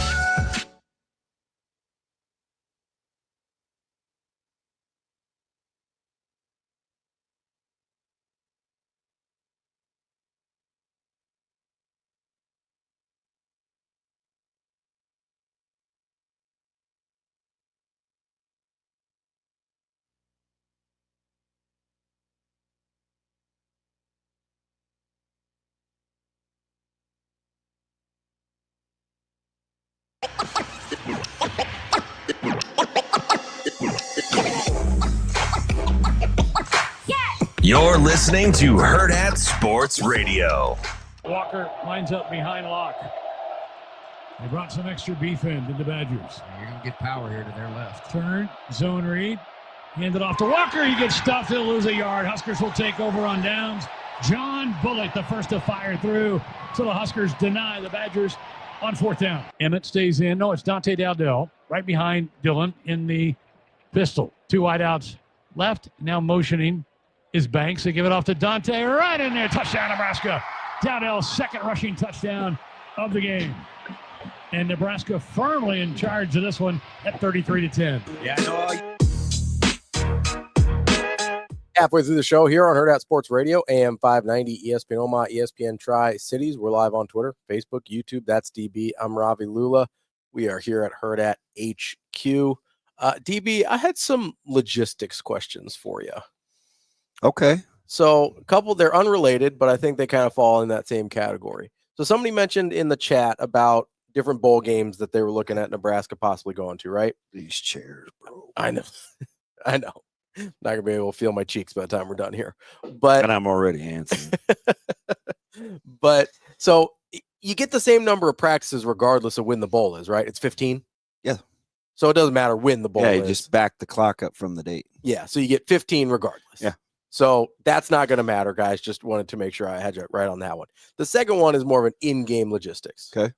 So we talk a lot about kind of rotation patterns, stuff like that, whether it's with Emmett Johnson and the wide receivers on offense, whether it's with some of the defensive linemen or defensive backs on defense. So in a typical situation, I'm going to guess there's some variance by staff here. But let's say you're Dana Holgorsen and you come in. Who's making those decisions? Is it the offensive coordinator? Is the position coach? Like, how does that work real time? So are you talking in game? Yes, like real time. It just depends. You know, some head coaches like the personnel thing, and they'll maybe say, hey, listen, let's take a look at. Yeah, let's see this guy here. A lot of coordinators leave it up to position coaches. Now, somebody's ultimately the trump card. Right. So I think for Nebraska right now, as it stands, with the exception of maybe, I won't even say that, with the exception of the tight end spot, which I think Coach Satterfield has a lot of autonomy with. Sure. I think Dana's the hammer. Yeah. So he's like, hey, I want Emmett. Yeah. Give me Emmett. Yeah. Or, hey, these are, I mean, we kind of, it kind of got ignored. Dante Dowdell had 3 touchdowns this weekend. He did.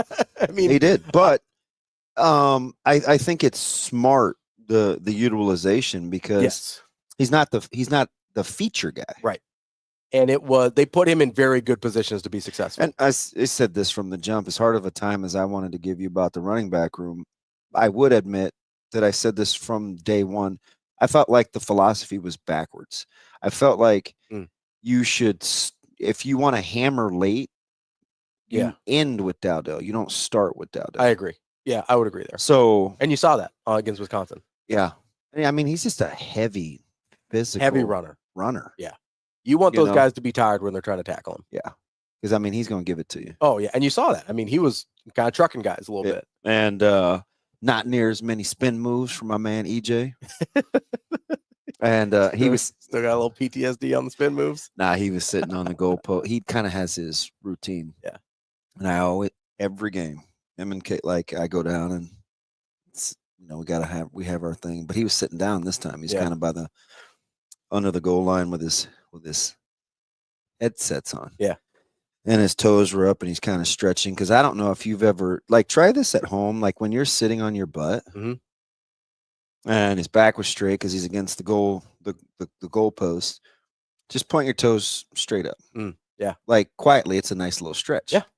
You're like, feel like all the way up in the hamstrings. Yeah, you're like, no big deal. Yeah. So I clicked his heels together. His toes, I hit him. And I said, hey, he pulled his headset down. I said, hey, I'm not messing up your flow. That's my Wizard of Oz moment, man. There's no place like home. I'll go be wicked. You know what I mean? This dude's like, you're a trip. Like he looks at me sometimes like, you're a child. And I am, but that's exactly how I felt, right? Because his heels clicked together. Give him a little Dorothy. Yeah. And it was, senior day. Yeah.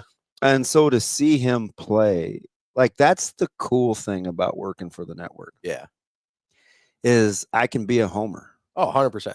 Right? Yeah. I cheer for that dude like almost no one else. Yeah. Because he embodies everything you want. It's not just because he wears 21? No.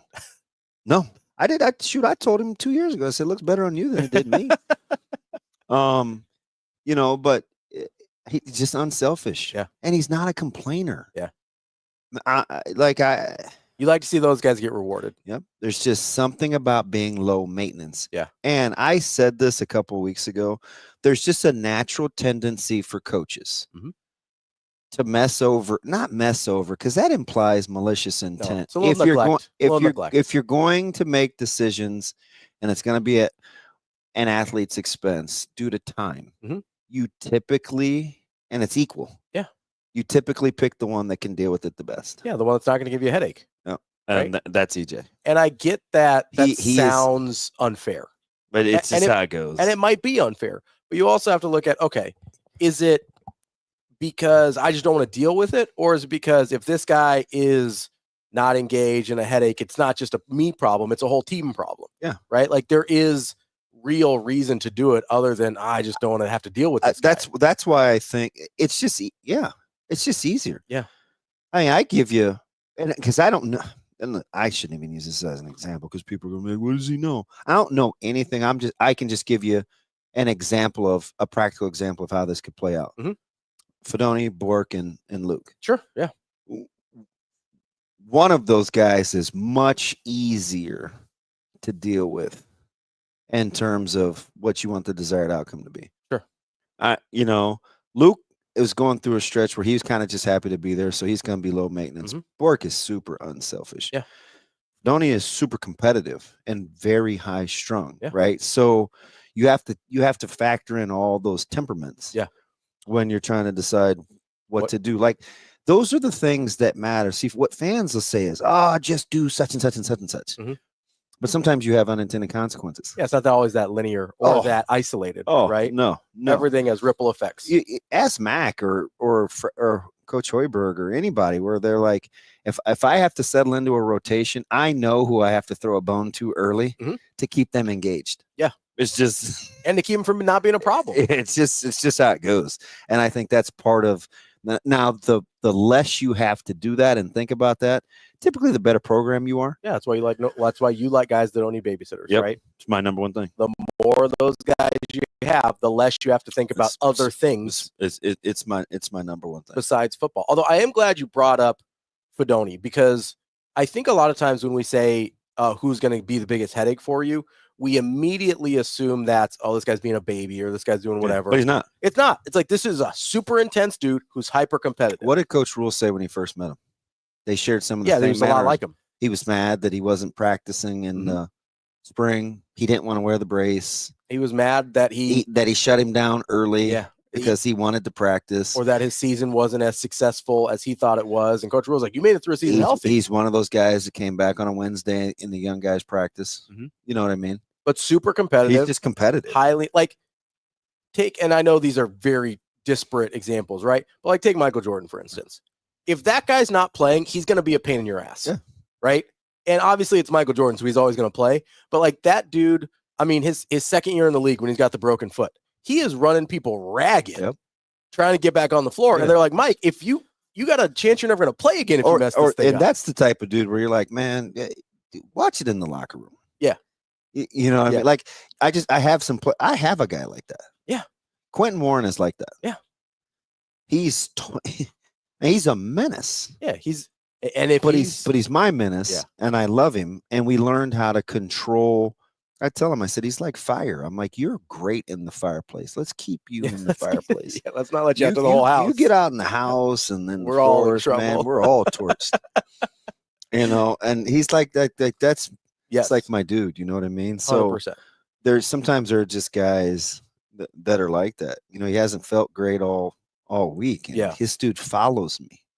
Like, hey man, you gotta go sit down, big fella. But I do think that's part of it. Yeah. And so I wanted to make that clarification, because I think when we say guys being a headache or whatever, people immediately focus on the bad. Yeah. Right. There are positive qualities that can also be a headache if guys aren't playing. And the get what you get and don't throw a fit thing is really, really cool, because it's even like that. Like on offense, how many times did Nebraska start 2nd and 6? A lot more this week, right? A lot more this week. It doesn't look like much, but he wasn't busy being busy, right? You get down, you get the ball, you get the handoff. 2nd and 6, we're cool. Hell of a lot better than 2nd and 8. That's DB. I'm Ravi. We'll be right back with more Hurrdat Sports Radio.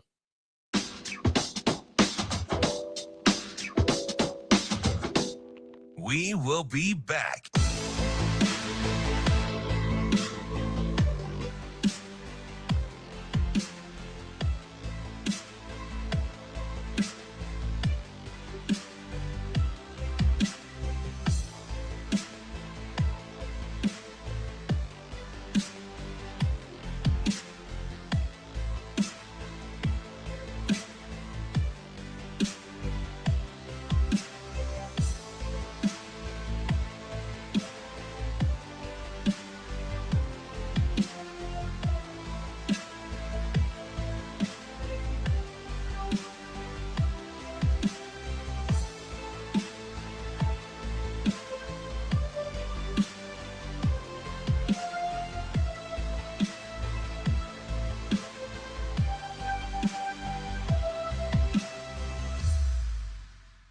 We will be back.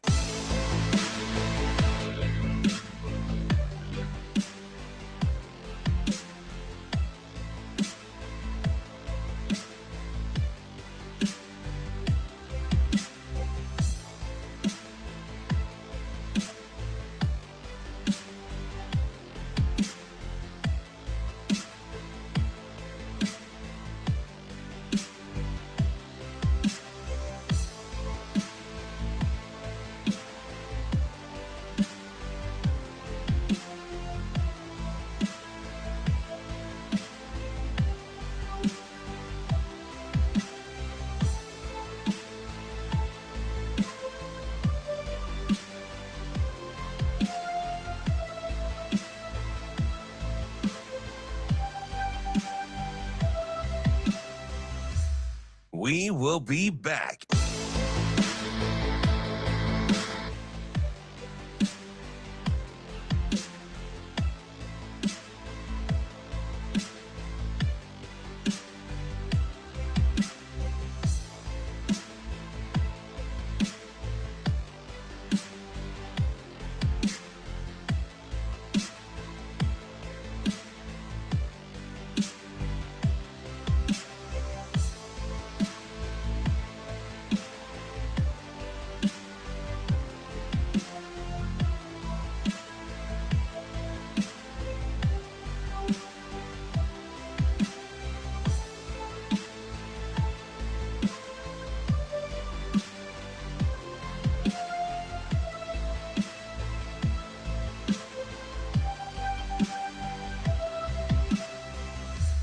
We will be back.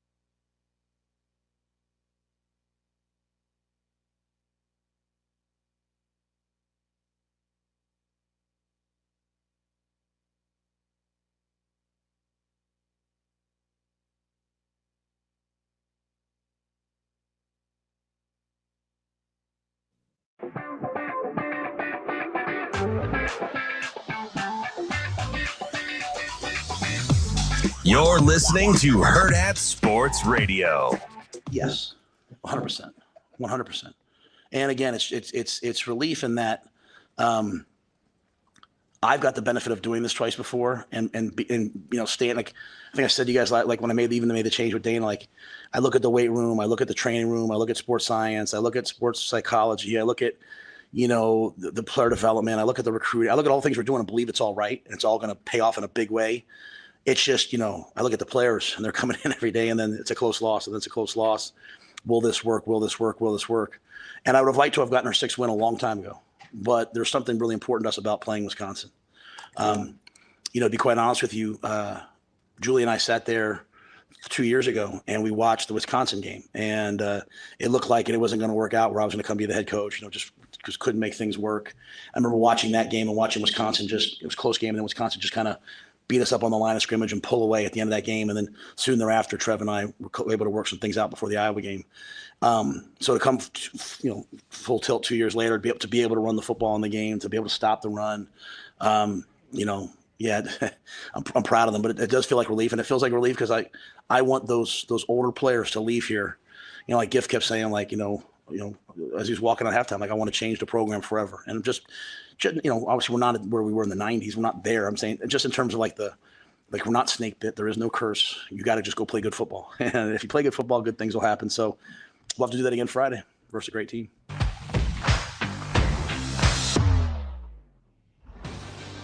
Welcome back, Hurrdat Sports Radio. Wrapping up hour number 2 here on AM 590 ESPN Omaha, ESPN Tri-Cities. That's DB. I'm Ravi Lulla here at Hurrdat HQ on the mobile pillar exterior stage. DB. I'm surprised he went there. Coach Rule? Because he gave you the Cliff Notes version. That Wisconsin game and seeing how they played and kind of how he felt about Nebraska and why he wanted the job all came to a head. Full circle, yeah. Watching that game with his wife. Yeah. Yeah. I don't think it's not my story to tell, but no. I don't think he gave you enough breadcrumbs. He did, and I don't think people. And then you had to go back and revisit the guy. Like you got to give Trev some credit for that one. You certainly do. I'm still going to call him Trevor while I do it, but I will give him credit where credit is due there. I don't think people, especially now, realize how close Matt Rule was to not being the head coach of Nebraska. Like this thing, it was pretty much dead, and then Trev went back to get it. So you do have to give him credit there. You do have to give Coach Rule credit for wanting to be here that badly, to want to revisit it with him still. But there's an alternate universe where Luke Fickell is the head coach at Nebraska right now. And I wonder where that would look like, considering how it appears they feel about him in Wisconsin currently. Because things have, as dicey as we thought it was going to get for Coach Rule if they lost on Saturday, it's at least that dicey for Luke Fickell in Wisconsin right now. Yeah. And that's a guy that I think is a really good football coach. Some of the little back and forth, it was a shame. I would never do that to Jessica, but there were some times I wanted to say, hey, can you sneak over to Wisconsin sideline just to see what some of those little side conversations were, because it did not look overly productive. No, it didn't. And that was one of the things I was worried about. Not worried about, but if I was Wisconsin, would have been worried about when they go, yeah, this is going to be a collaborative effort on offense. I can't imagine a time where that goes well. Yeah. Right? Like you kind of need one clear voice, you know who's in charge. And I'm sure they had a guy that was play calling, but it seemed like you had, you want to talk about too many cooks in the kitchen. That's a situation where you have too many cooks in the kitchen when you don't know what your role is supposed to be. If everybody's trying to be the head chef, nobody's being the line cook, nobody's being the prep cook, you got trouble, right? And as much as I think Luke Fickell's a really good head coach, especially last week when we're hearing his press conferences and things like that, like I think this thing has gotten away from him. Yeah. And I don't know if you can get it back. Like that's the really hard part. I don't. For him, I think the key, and we talked about this in the pregame, I'm not sure if it was Jess or B-Mac, but I said, you'll know just how much they believe in the process by how the game unfolds. Yeah. Because it wasn't going to be a lot of ebb and flow, in my opinion. Because I just felt like Nebraska was better. So I'm like, okay, we'll see if they're going to ride with their coach, if their mettle gets tested. And maybe in the secondary without Wohlers, but him being there, like he had a lot of those guys on the back end, and you could tell there was some miscommunication, and I tried to watch Coach Fickell because it's hard as a head coach to fix. You can't be everywhere. Yeah, to fix them on the fly. So I'm just looking for the different pockets as the game's going on. And I'm just like, yeah, something's amiss there. Where I don't know if it's a Fickell thing, if it's a get everybody on board thing. Is it a couple of entities? Because we've seen that infiltrate here, right? Where it's like, not in its totality, but there's just enough small divisive pockets where it seems to kind of have impact. And that may be where they are. Yeah, and it doesn't take a lot, right? No. It doesn't take very many. No. It's way easier to have divisive pockets ruin things than it is. I mean, you can have what, 90% good, right? That 10% gets pretty loud in a hurry. Yeah. And I think that's kind of what's going on with Fickell and Wisconsin right now. The one thing I will say, the major difference, and I don't think I knew this, I don't know that anybody knew this at the time, between like a Fickell or a Rule is as good of a head coach as Luke Fickell might be, I don't know that personality-wise he's built for this the way that Matt Rule is. Yeah, you have to have it, and you have to have kind of gone through it. Yeah. You need to have experienced some adversity. I felt like, in his defense, though, because I don't know enough, I felt like the unceremonious, kind of how it ended at Ohio State after the interim. I felt like, okay, maybe he's a little seasoned. But this fan base, though, in Madison, believe me, I spent time there. Yeah. It's rabid. They're pretty tuned up. Yeah. The question's going to be, how long are they going to be, if it doesn't get turned around, how long are they going to be stuck with him? Because he's got a pretty hefty number on his contract too. Yeah.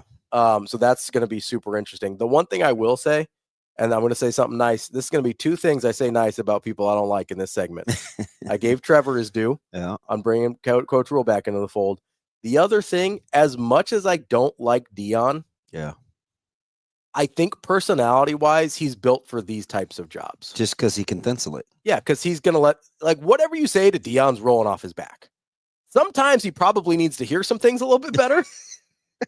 But he's not going to be swayed by a fan base. Nope. Like, there's a chance you could convince me that Wisconsin would be better off with Deion Sanders than they would be with Luke Fickell, just from a personality It does take a standpoint. certain temperament, you know. It does, because when you're on the outside, you can see it a lot easier. Yeah. You know, when I would say to Coach Satterfield, even though he can't hear me, or to the staff, or to T. White, or whomever at the press conferences, "Ooh, don't explain to us. Yeah. Don't. Just stay right there. Just keep your head down, do your job. Stay right there, because the minute that starts to happen, it's not long soon after. Yeah. And it's open season after that. And Coach Fickell talked directly to the media about in-house business. Yep. So you get in a little trouble there in a hurry. It's just hard to, it's like once you flush, and it's like you can't stop the spiral. I mean, that thing's just going as slow as it can be. You ever drop something in the toilet and you're like, yeah, nah, I'm just gonna let that ride. Yeah. And sometimes you just stare at it. You're like, oh no. Yeah. I didn't want to do that. Yeah. It's kind of, I'd actually go the other way if we're using a toilet analogy. You ever have a toilet back up on you and that water's just like slowly rising to the top and you're like, I can't stop this. Please stop. Yeah. Please You're stop. just like Please praying like, oh dear God, please don't, like, please stop at any point now. Yeah. Go down, Yeah. go down. That's what it feels like when you get whether it was with Satterfield, whether it's with Fickell, like the tone of his press conferences this week in Wisconsin got weird. Like, they got strange. He's kind of a surly guy anyway, but it got weird in Wisconsin this week. And I don't know that he's built to bring it back. I don't know. That's not me saying I don't think I really don't know. It's a good job too. It is a good job. And I think they're working on it. They're trying to fix up some of the facilities and stuff like that where they've been behind.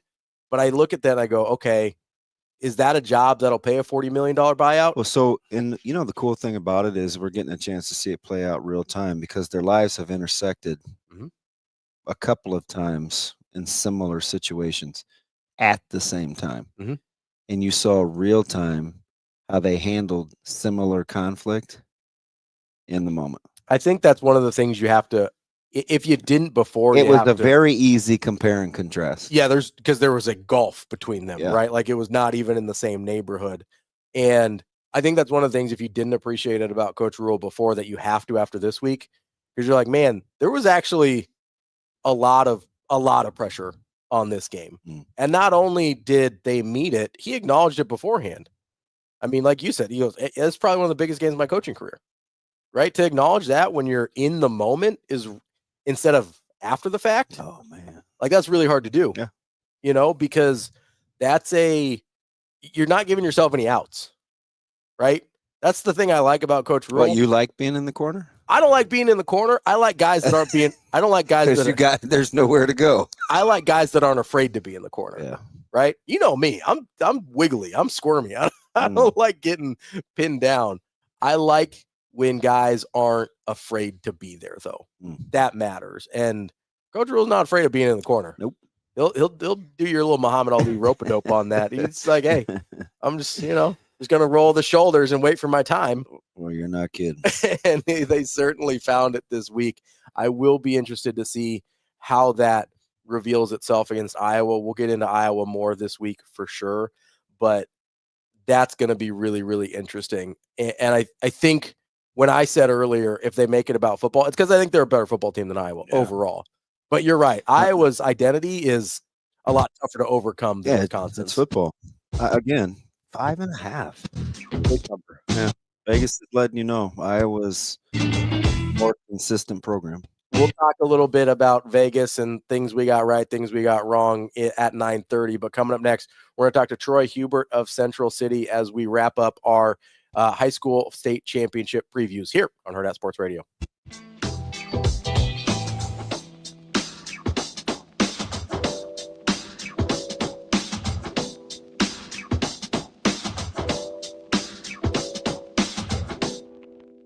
will be back.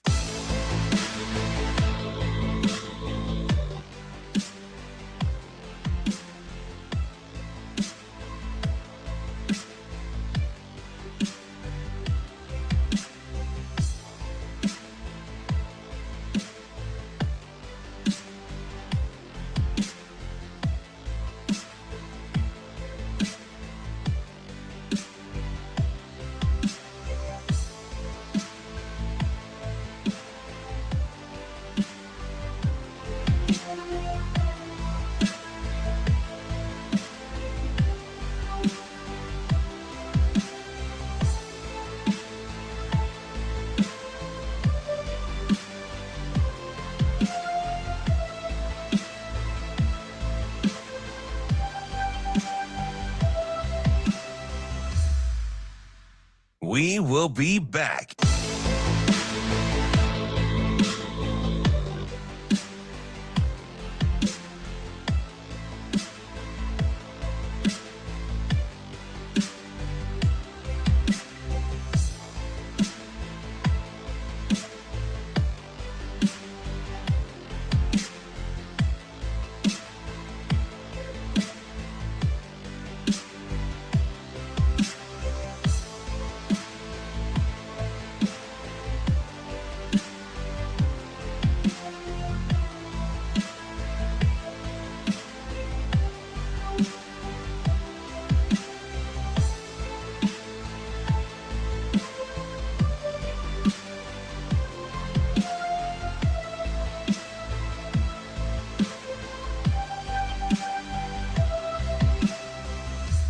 We will be back.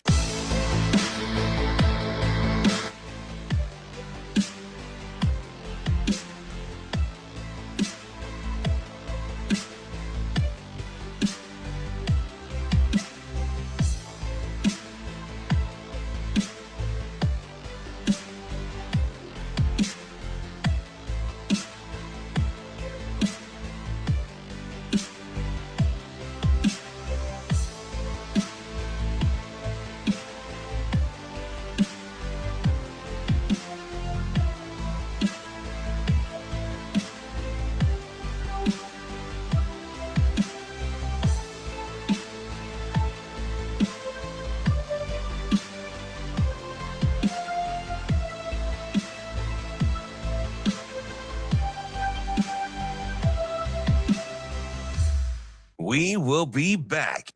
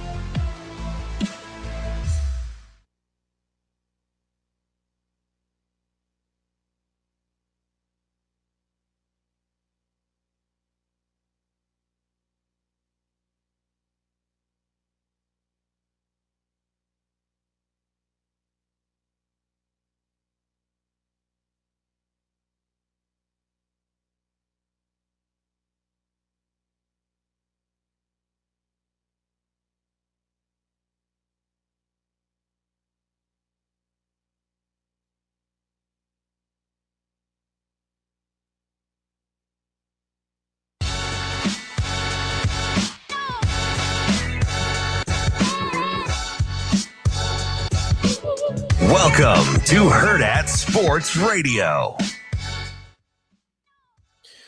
Kicking off hour number 3 here on Hurrdat Sports Radio, AM 590, ESPN Omaha, ESPN Tri-Cities. We're live, and KFOR in Lincoln. We're live on Twitter, Facebook, and YouTube. That's DB. I'm Ravi Lulla. We're joined now by Troy Huebert, the head football coach at Central City, playing for a state championship tomorrow. Coach, how are you this morning? Good, doing well. Yeah, thanks for having me. Coach, how are we doing? Are you in the building? Are you in school? What is going on? Yeah, just in second period weights class right now. Yep. Hey, it's a good thing you have some good folks on that board that get you, where you're not feeling like you're talking in a closet, right? Like the place is well wired, man. It must be a good day to be a Bison. Absolutely. Coach, obviously you've got Wahoo coming up.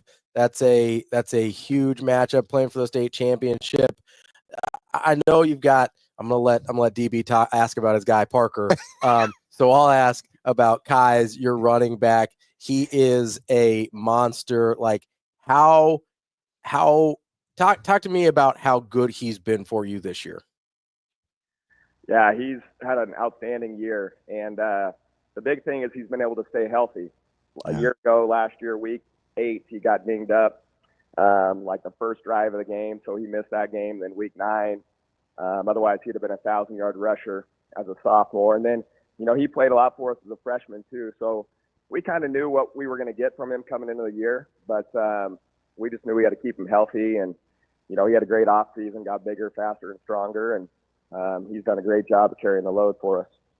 Coach, obviously seen you up close a couple of times. It started a few years ago with 7-on-7, and then being there a ton. This is a close, kind of tight-knit group.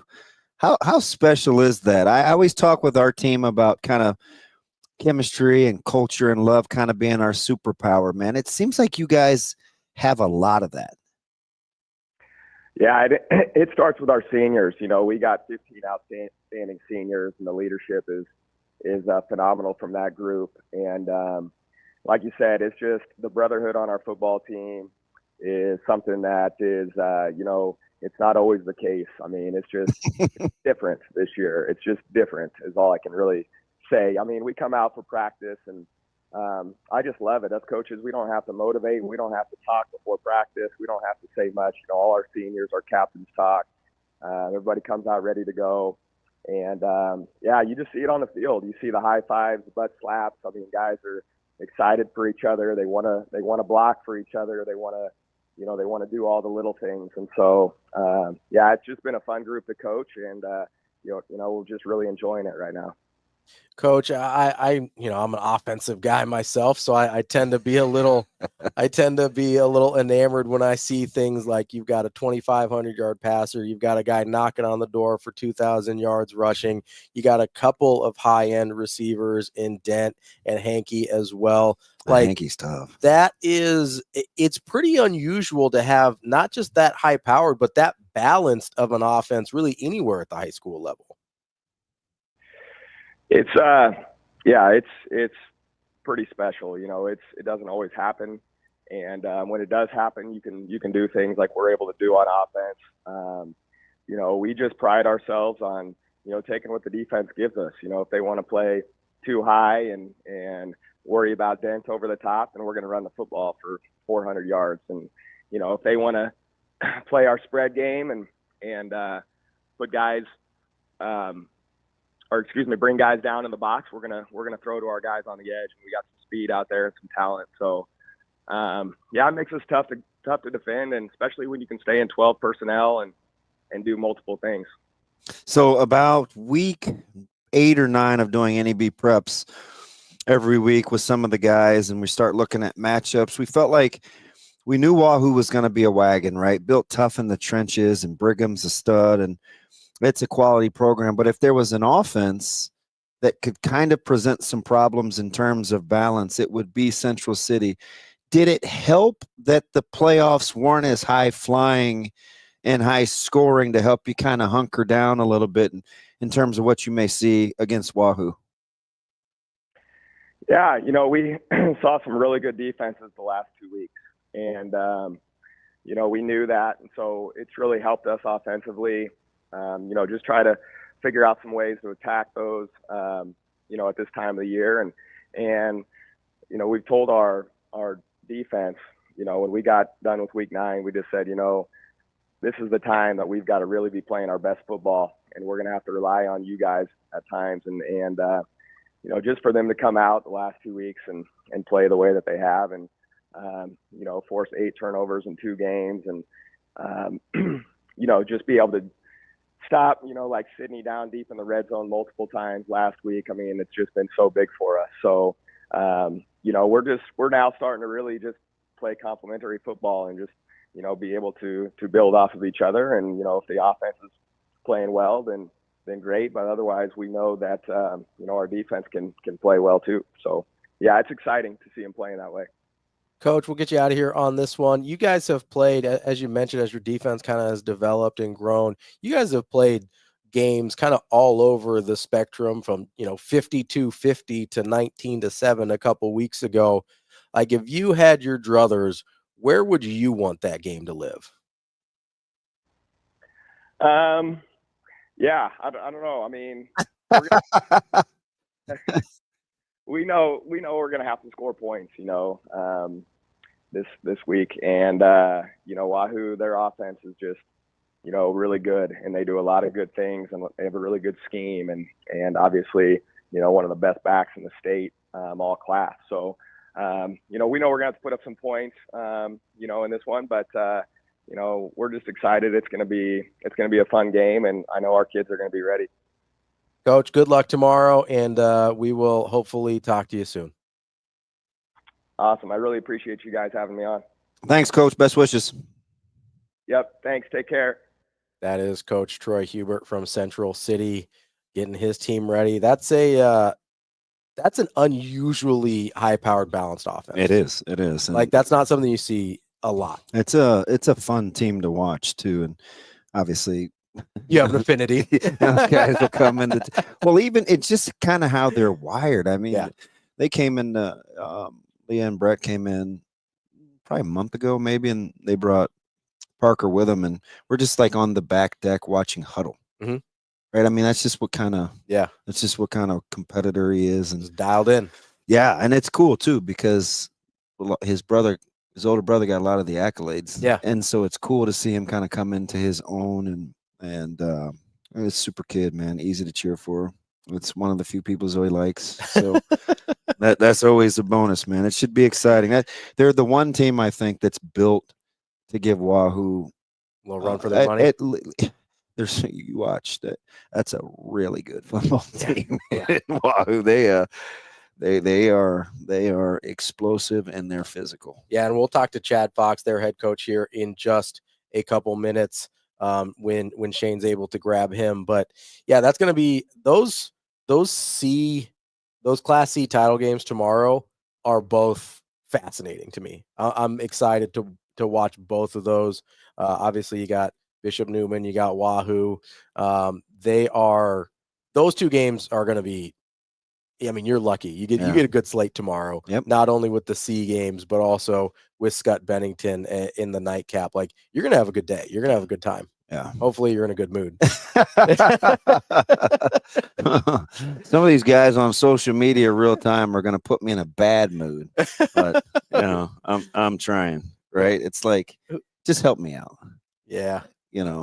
Yeah, just get throw a bone to your guy here. It's out of respect. Yeah, it's there's a lot going on, but it's time to get to Coach Fox. He is joining us now. Coach Chad Fox from Wahoo High School, their head coach. Coach, how are you this morning? Great. How are you? Coach, how are we doing? There's that business voice. You must be about 24 hours out from game time, Coach. How's the preparation going? It's going great. Our kids have been locked in. Prep has been really, really good, and we're excited to get to play tomorrow. Coach, obviously you've got a couple high-profile guys. The one that everybody has their eyes on is Kip Brigham. Just how impressive has he been this season? As over 1,900 yards, getting I think north of a dozen yards per carry. Like, how impressive has he been this year for you? Yeah, he's been really good. I mean, he's obviously an explosive player. He's about every fourth time he's touching the ball, he's finding the end zone. So one of those guys, you just can't get the ball enough, But no, he's been great. He kind of started the season as our backup running back behind Noah. Noah had some injuries early in the year, and then Kip kind of made the most of his opportunities.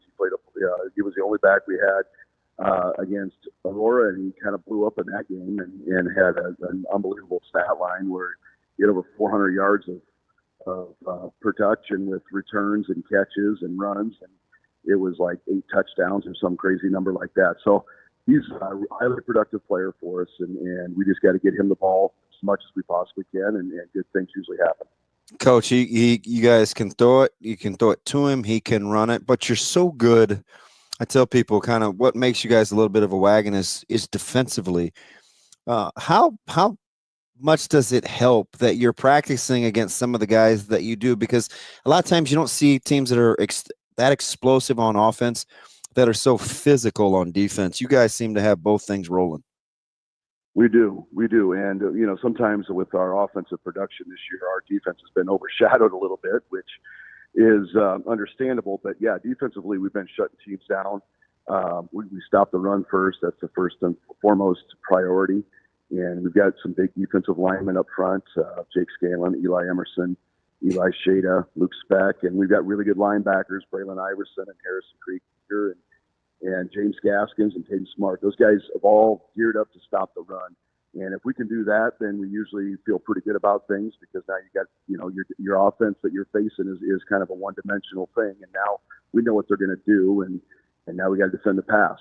And, defensively we've been really, really good, and it makes play calling on offense a heck of a lot easier when you know you're going to get stops when the other team does have the ball. So it's been an exciting year for sure. Been good on both sides of the ball, which, again, is something to really enjoy.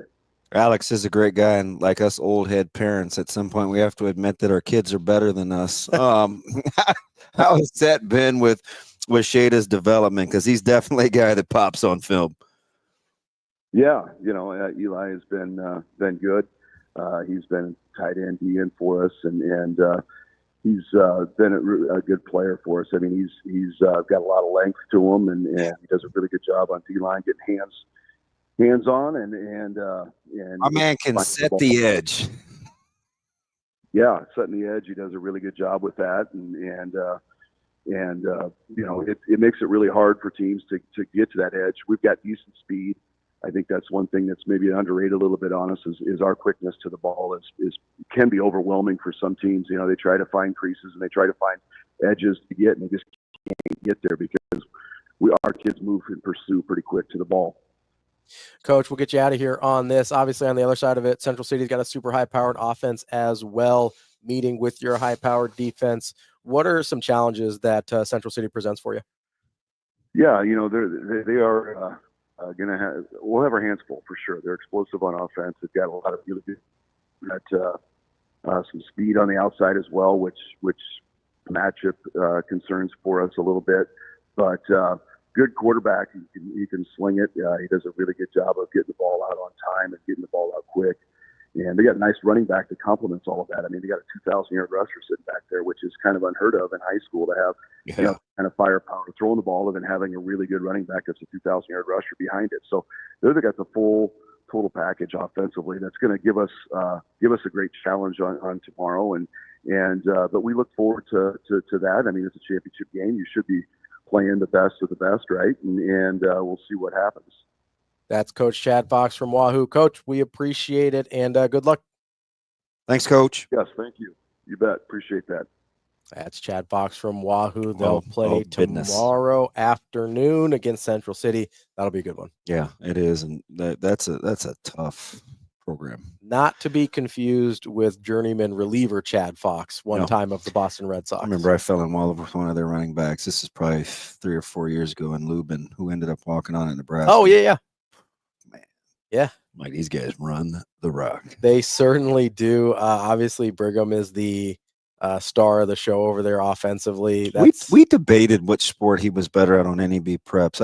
I think you asked that. I think Sauter gave the nod to football. I think Jacob and I kind of like hoops. I don't know. He's just really good. Yeah, I think you asked Sauter that Friday, and he said football immediately, and then he's like, he's pretty good at football. And then he kind of sat there for a second like Sauter does. He goes, he's pretty good at basketball too. Yeah. So you'll get to see explosiveness on each side of the field and each side of the ball tomorrow afternoon. That's a 2:45 kick, and our guy DB will be on the call for Nebraska Public Media as well. So that'll be fun. Yeah, enough about my mood. Listen, you'll be on the call regardless of your mood. I don't know at this rate. I don't know at this rate. I'm going to get a phone call tomorrow. Ravi, you got to get down to Memorial Stadium. Hey, speaking of mood, how was yours Friday? It was not great. You know, I mean, I sent this in the group chat with you and Maddie, but you know what? I love his objectivity. No, he knows what he's talking about. Like, that is a certified ball knower. Yeah. So my favorite was he used the term that I like to talk about because of how Alvin liked to coach, right? When you're a no middle defense, they keep the ball out of the middle, and you don't have very explosive guys handling it that can get downhill, you're minimized. It gets dicey in a hurry, right? I mean, you're talking about like wing entries. You know, you can't really do much if you can't penetrate against a no middle defense. He said that. I was like, we could talk ball all night. Oh yeah, I mean, Matty is a certified ball knower. Like he knows what he's talking about. We still have some disagreements. I thought Coach Mack got dramatically outcoached on Friday. And he pushed back on that. Well, yes and no. I thought like he didn't really acknowledge the Coach Mack issue as much as the deficiencies of being good off the bounce. Yeah, which I get is a thing. You know, because Nebraska's wings and at the guard spot, I mean, they made life really difficult. They just kind of bullied them. Yeah, because Creighton is undersized in the backcourt and not super explosive. Yeah. And here's the problem that I had. Here's why I said what I did, because this is almost the exact same game. Our listening audience may not know. If you want to reset it. Yeah, we're talking about the Creighton, Nebraska. No, the conversation between you and. Yep. So I said, I texted the group with you and Matt DeMarinis from the White and Blue Review. I texted and I said, I thought Coach Matt got worked a little bit by Fred Hoiberg on Friday. And the reason I said that was not just Friday night's game, but the game plan defensively against Kalkbrenner was remarkably similar to 2 years ago in Omaha when Creighton lost. And we were like, Kalkbrenner had mono and whatever. And he did. And obviously they didn't play well. But here's the thing that got me.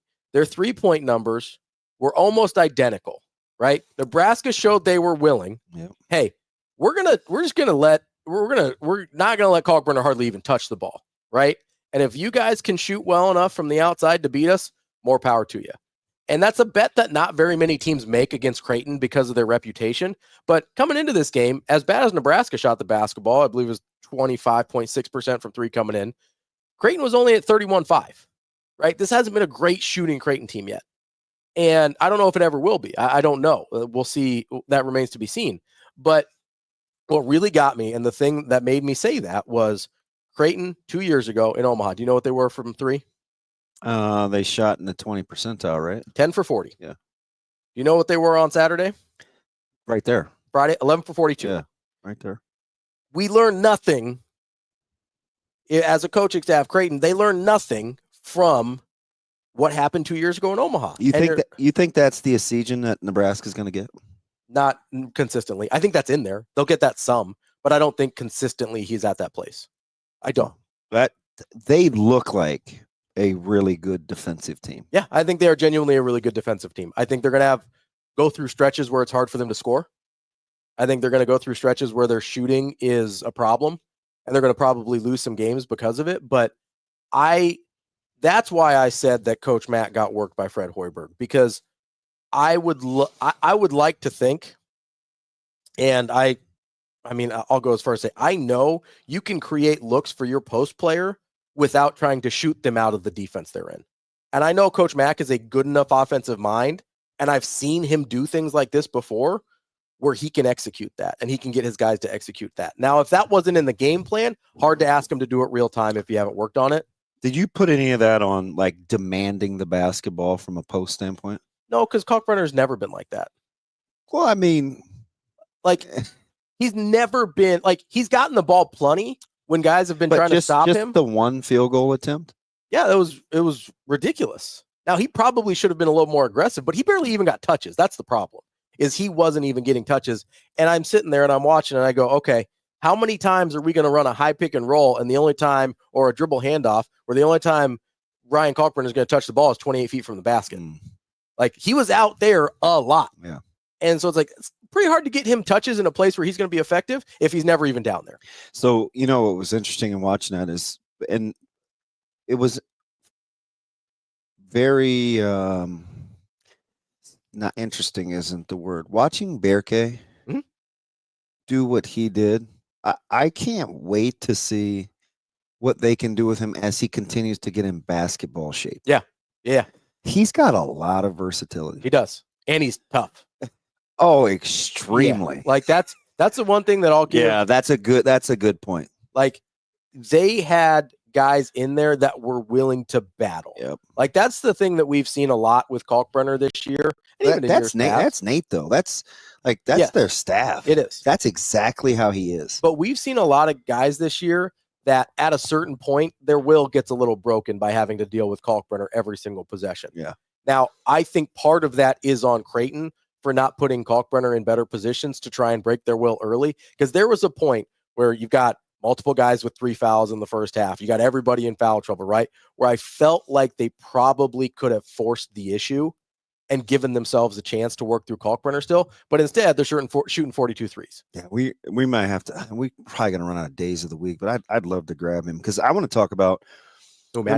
Yeah. This is a great win for the women as well. I mean, they shot 45% from 3, and I get it, right? It's the first game without Potts and Foley, and she's probably one of the few people in the country that can guard 1 through 5.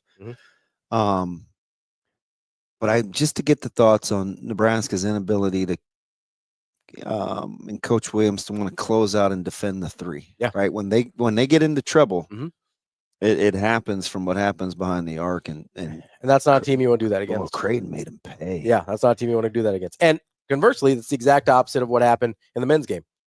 Creighton on the men's side could not make them pay for putting them in those situations. And I mean, you know me, I love Coach Flan, so I'm going to give him all the credit in the world. Like that's a really, really good basketball coach. And those teams I think are pretty close. And the Nebraska women and Creighton women. Creighton to keep winning. Yeah, that'll be good for them. But I do think those are 2 fairly close programs. I felt like that one kind of got away from Nebraska a little. Oh, they definitely could have got it. Yeah. But I think at the end of the year, I don't know that we'll look at those as terribly different basketball teams. Creighton's non-con helps them too. 100%. They go out and get it. They go out and get it. Now they struggled early this year with some of those, but those are games that I think are going to age just fine. And it'll be interesting to see. It'll be interesting to see what Nebraska does and Creighton does the rest of the way, both on the men's and women's side. But good weekend for Nebraska. We haven't brought up, good weekend for volleyball in the state in general. Yeah, Creighton 1,000%. Creighton goes 18-0 in the conference regular season. It's the 3rd time they've swept the entire conference, and then obviously Nebraska swept Wisconsin in volleyball this year as well. We will get hopefully later in the week to that and all that more. We've got more Hurrdat Sports Radio coming up next.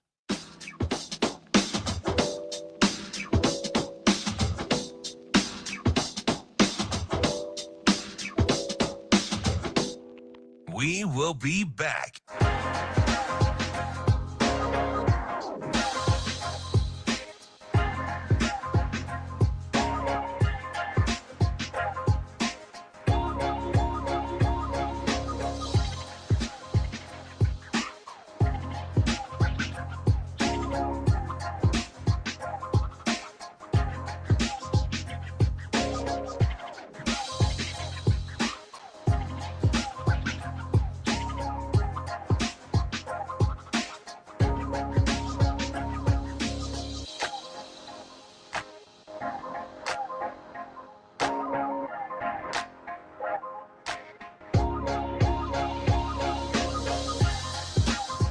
We will be back.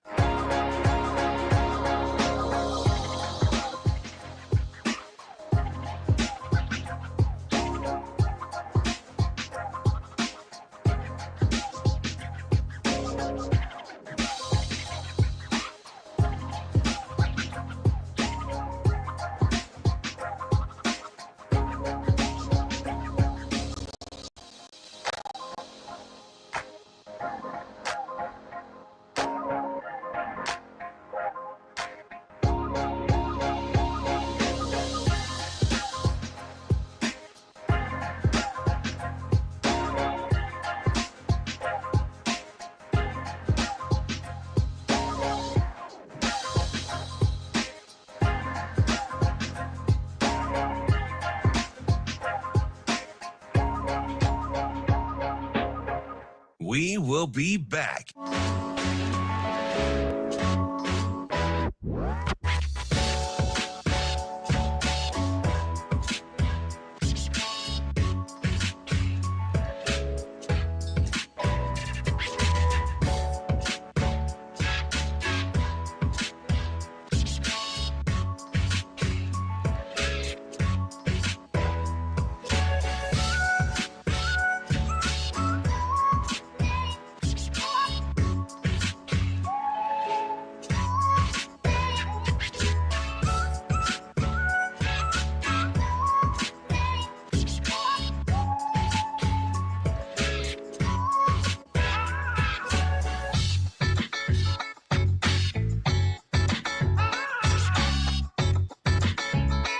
We will be back.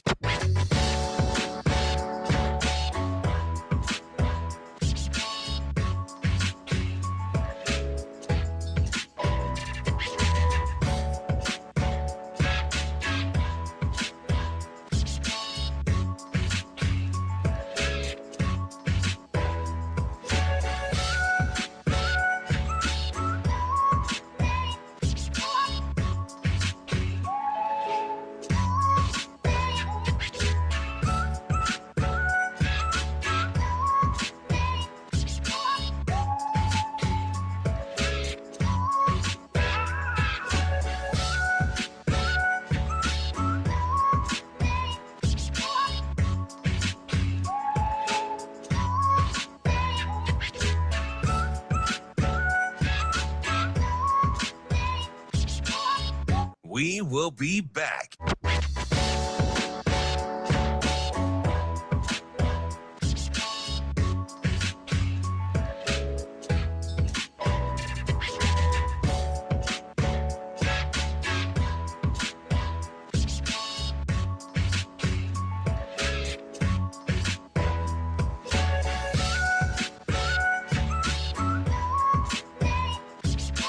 We will be back.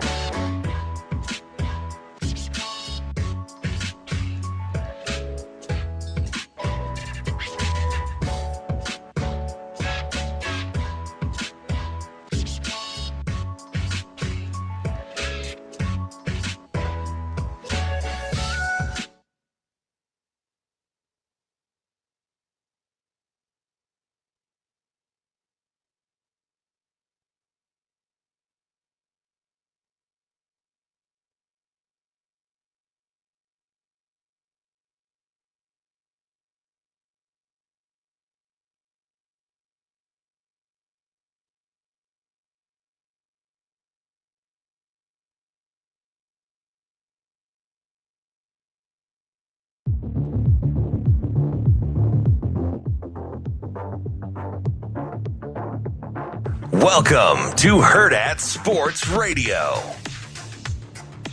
Welcome back, Hurrdat Sports Radio, AM 590, ESPN Omaha, ESPN Tri-Cities, KFOR in Lincoln. That's DB. I'm Ravi Lulla. It's time for Bet On It, brought to you by Warhorse Sportsbook, the best place in Nebraska to place your sports bets.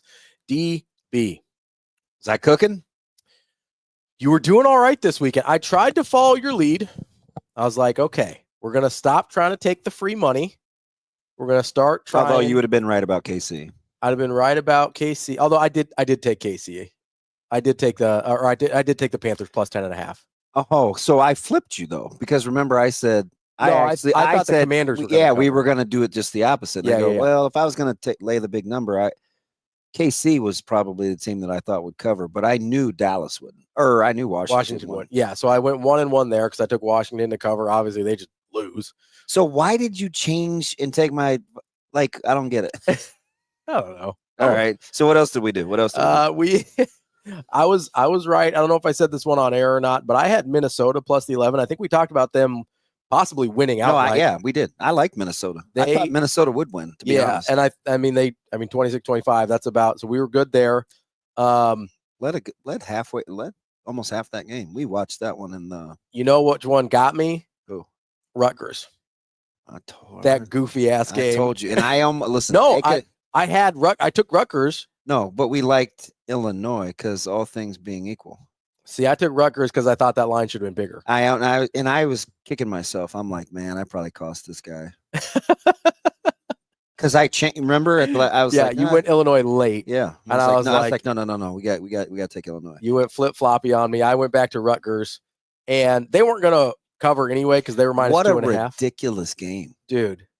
Can you like? So I'm watching that thing real time. Yeah.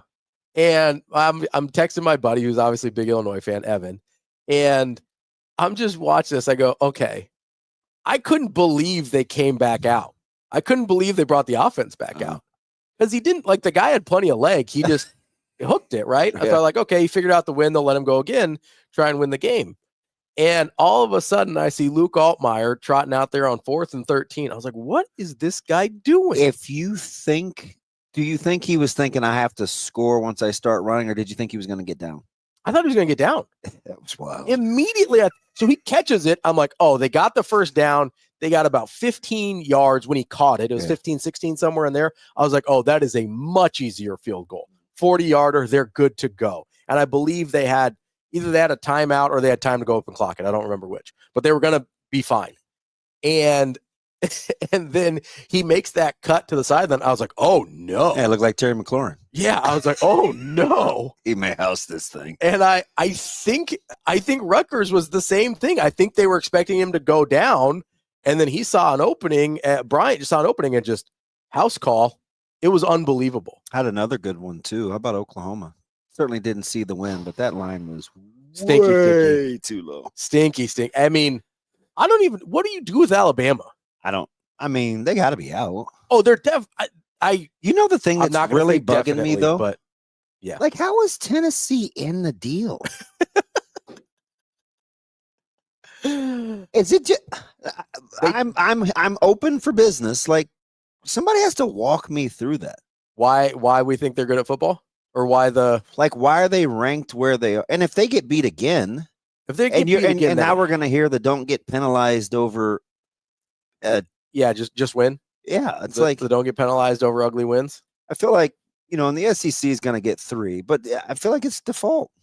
It's by default, and let's not argue over whether Indiana's in or not. No, Indiana's in. They should be in. I'm telling you though, but I'm not saying they will be in because I don't trust the committee, but they should be in. Yeah, without a doubt. I would put Indiana in over Tennessee. Come on. Me too. I mean, what are we doing here? Me too. Tennessee has not looked good against any team that's good. Were you the least bit surprised that Day wanted to score and then admitted to it? No, absolutely not. Listen, that's if you're going to be Kurt Signetti, and that's fine. Deal with it. Right? I texted you guys. I wildly vacillate between. Oh yeah, you did say that. Loving the audacity and him annoying the piss out of me. How about when he's come on, man? That's a serious question. Yeah, I can't. It just depends on what mood I'm in. Probably more than than a little him. wry wink. But there's part of me that loves him. There's part of me that hates him. So I get it. But if you're gonna live that life, you better be ready for people to pour it on when they get the chance. It was like Oregon and Colorado last year, when Colorado's 3-0 and feeling good, and they're the talk of the college football world, and Oregon's like, no. What did they go up 42-0 at halftime? Yeah. And Lanning was like, yeah, we were trying to bury them. Did you think, speaking of Colorado, that KU was going to find a way to give that back? No. It felt like, I don't know, I felt like football karma may creep in after the low hit on Sean Shedeur. On Sanders. I didn't feel great at 23-21, but that looked like a game. I just didn't think, honestly, I didn't think Colorado's offensive line could hold up. They were getting abused by Kansas, and it didn't seem like Kansas was going to have a hard time scoring. I know they had a little drought there in the middle of the game after they got to 23, but that was a team that felt like the dam was going to break again. And I was smart enough. I took that one. I got Kansas on that one. So I looked at that. That didn't take much convincing for me. I'm glad. Yeah. Yeah. That was a stinky line, but I was like, okay, I got burned by Kansas last week with BYU. I'm not doing this again. And they came through. Now, speaking of which, I was wrong about BYU. Yeah, I was too. I had them +3. Didn't seem like so apparently ASU is just gonna be right good. There. Just pretty good. I don't know though. I mean, they're Big 12 pretty good. still don't know how bad or good the Big 12 is. I don't either. I really don't. I have a hard time figuring out what the Big 12 is because I look at some teams. I was like, I kind of like Iowa State. I kind of like BYU, although they're not playing great the last couple of weeks. I kind of like certain times I like Colorado. There are certain times I like ASU. And I don't know how good any of them are. You know, I sit there and I go, what would any of these teams, somebody brought it up with Colorado, maybe it was Sam last week, but I go, what would any of these teams' records be in a different conference? Because, yeah, Sam brought up Colorado and USC. Would their records be exactly opposite if they switch conferences? Probably. Like, I'd listen. SC may have more wins, though. Than Colorado? Yeah. Yeah. Because that's stylistically a conference they could dominate. Right. And Colorado would have a really hard time, I think, physically in the Big Ten week in, week out. What are you doing? I ask this every week. I'm going to ask one more time. Yep. What are you doing, Stillwater? I don't. I mean, you talking about like getting rid of Gundy? You can't. Right. Like, you can't, right? I mean, I get that he's had some headbutting with the administration, but that dude's an institution at Oklahoma State. This is a program that has never been good for this long in their history, ever. Like, even under, the Les Miles days when he was like, he's winless in the conference. I know. But, like, don't you have to give him? Yeah. You have to give him more than that, right? I mean, because he was, what, a 70 win percentage, 68 win percentage guy? Maybe more? Yeah, he might be more. Because I know he averaged 9. He's won a ton. Almost 9. And that's not a program that you do that at very often. No. That's not this isn't one of those, this is a historically good program and eventually somebody will come in and win there. That's not what Oklahoma State is. This is a holy crap, how they've been this good for this long. So is there any chance, I should probably look into the tiebreakers because it's Arizona State, BYU, Iowa State. Is there any way? And Colorado, because conference, they only have the 2 losses. Who controls their own destiny? Arizona State? I think Arizona State does now because they've got the tiebreaker over BYU. And they have BYU. Well, no, they play BYU, right? Don't they play BYU? No, Arizona State just beat BYU. I mean, so all they have left is Arizona. Yeah. So I think they control their destiny. Yeah, that's it. And I mean, did you think we'd be talking about an Arizona State playoff team? Well, not playoff, but we did. That was like a dark horse. Yes. I think we both liked them a little bit more than nationally. But I kind of like Dillingham. Iowa State has K-State left? I believe that's right. Yeah. So that'll be, I think if they win out, Iowa State and Arizona State play. I think. Speaking of the Big 12. Yeah. How about Aranda? My guy, Dave. Yes, all of a sudden it's like, is that 5 in a row? I think so. I'm going to look right now. It's something like that. This dude was dead to rights. Yeah, I think they've won 5 in a row. I don't know. And depending on how you feel about the Hail Mary that Colorado hit, it's like maybe it's better than we thought. They're 7-4. Dude, how many in a row has he won? 1, 2, 3, 5. It's 5. Their losses are to Iowa State, BYU, Colorado, and that was the Hail Mary, and Utah. Back when Utah was healthy and good. That could have been an 8-win team. Oh, easy. They could still be an 8-win team if they get Kansas. And we were like, I don't know if Aranda's going to make it. He didn't. He looked dead to rights. That's Bet On It, brought to you by Warhorse Sportsbook. Warhorse Sportsbook, no bets, no glory. Get to warhorsecasino.com for all the promotions and details. We'll wrap up the show. Coming up next.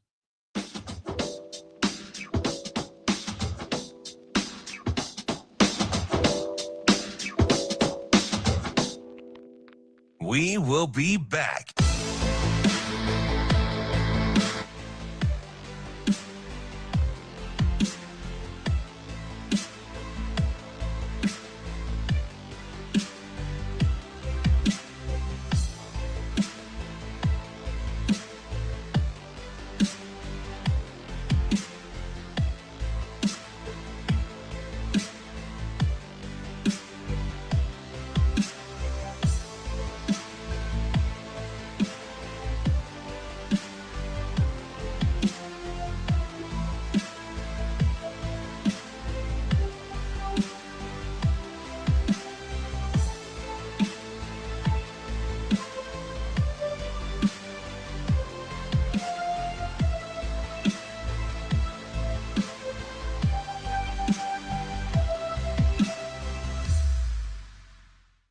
will be back.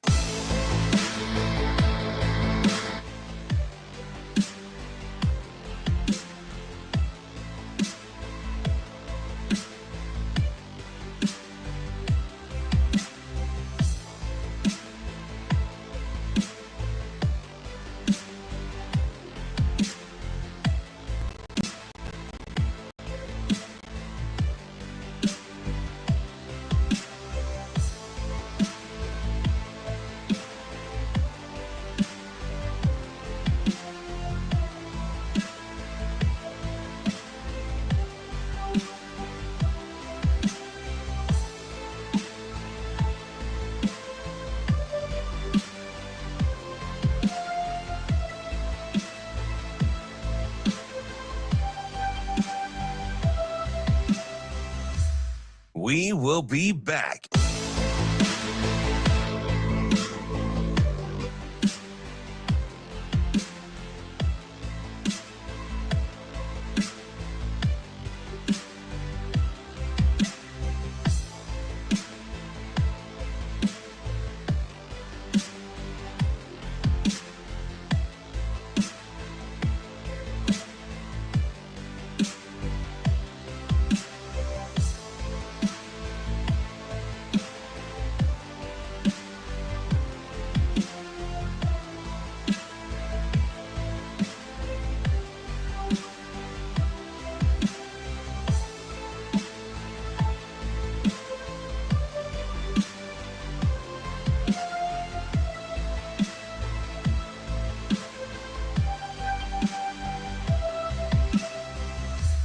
We will be back.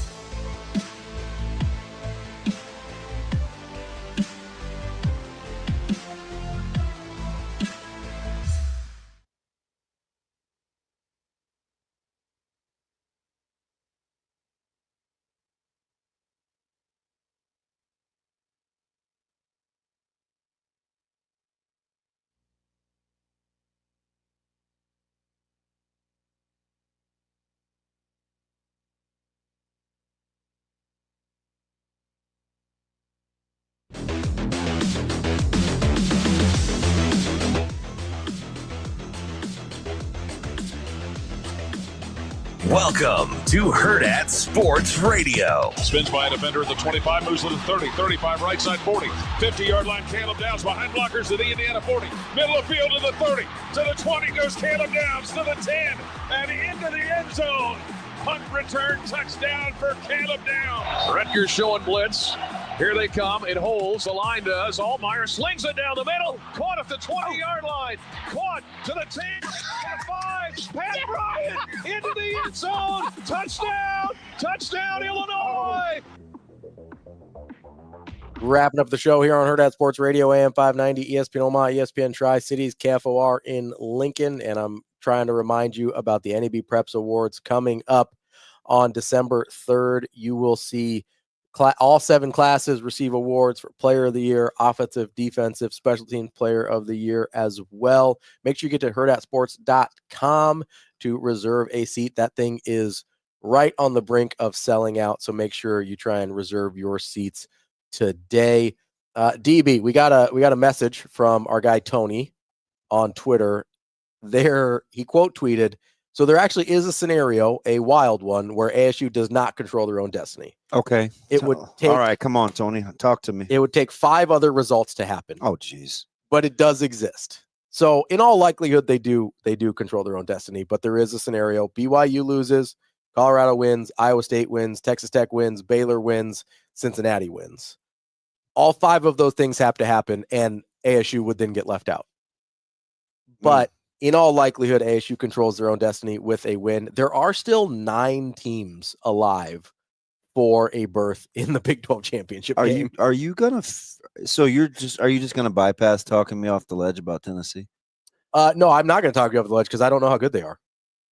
I'm on the ledge with you. I am standing there on the ledge being like, yeah, I think Tennessee might not be that good. Are you believing the reports about Ewers in Texas?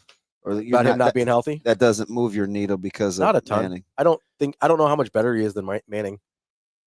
I mean, do you watch A&M and think, ooh, no, that's a playoff team? No, not at all.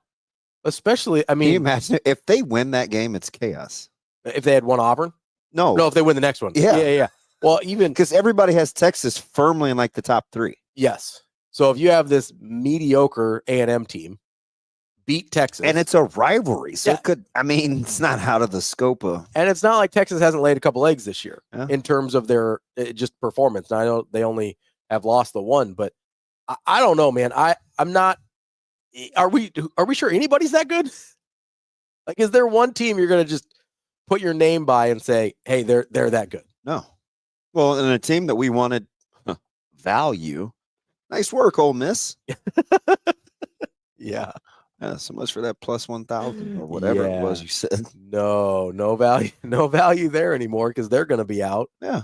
But there's going to. So more bizarro world, Napier or Aranda? Napier, 100%. 100% Napier. You got to remember, it took a comeback from Baylor against Oklahoma State, and Oklahoma State hasn't won a game. Yeah, they're terrible. They're terrible.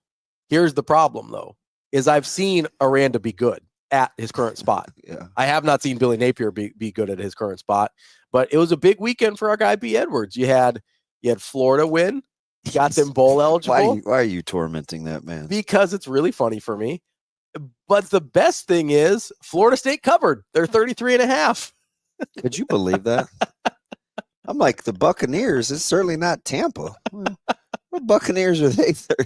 No. So let's look at the SEC for a minute here, because there's almost certainly, I think, going to be a 3-loss SEC team that gets in. Because right now, the only 1-loss SEC team is Texas. Then you've got 2-loss Georgia, 2-loss Tennessee. I don't know why you can't take 2 from the SEC and 2 from the Big 12. Probably deserves another one. So why don't you take 2 from the SEC, 2 from the Big? I don't know about the Big 12. ACC. I mean, would you take Clemson and Miami, or SMU and Miami? Yeah. I mean, one of those teams is probably more deserving than A&M, South Carolina, Alabama. I'm sure you could find a line, but who wins between Miami and Tennessee? Ooh, that's probably about even. The line's probably about even. Right? Who wins between... But the perception isn't, because Miami wins ugly every week and they think the conference isn't any good. And Tennessee, but it's not like Tennessee. Tennessee hasn't played well since like week 4. They haven't played well against a good team all year. I mean, you're looking at, we can go off. 25-15 against Oklahoma, a loss to Arkansas, 23-17 against Florida, 24-17 against a not very good Bama team, 28-18 against a not very good Kentucky team, 33-14 against a dismal Mississippi State team, lost to Georgia, and then they beat the pants off of UTEP. This is, Tennessee is basically Indiana with more losses. Really, right? That was the argument against Indiana, right? They haven't played anybody. Well, guess what? Tennessee hasn't beaten anybody. The only teams they beat are bad, and when they play anybody, they lose. Yeah. So like anybody still looking at that NC State game and be like, "Oh man, good win." NC State's trash. Are we doing this whole not penalized for playing in the conference championship game if it's your X amount of loss? And by the way, don't look. Yeah. You know who looks pretty good? Who? Notre Dame.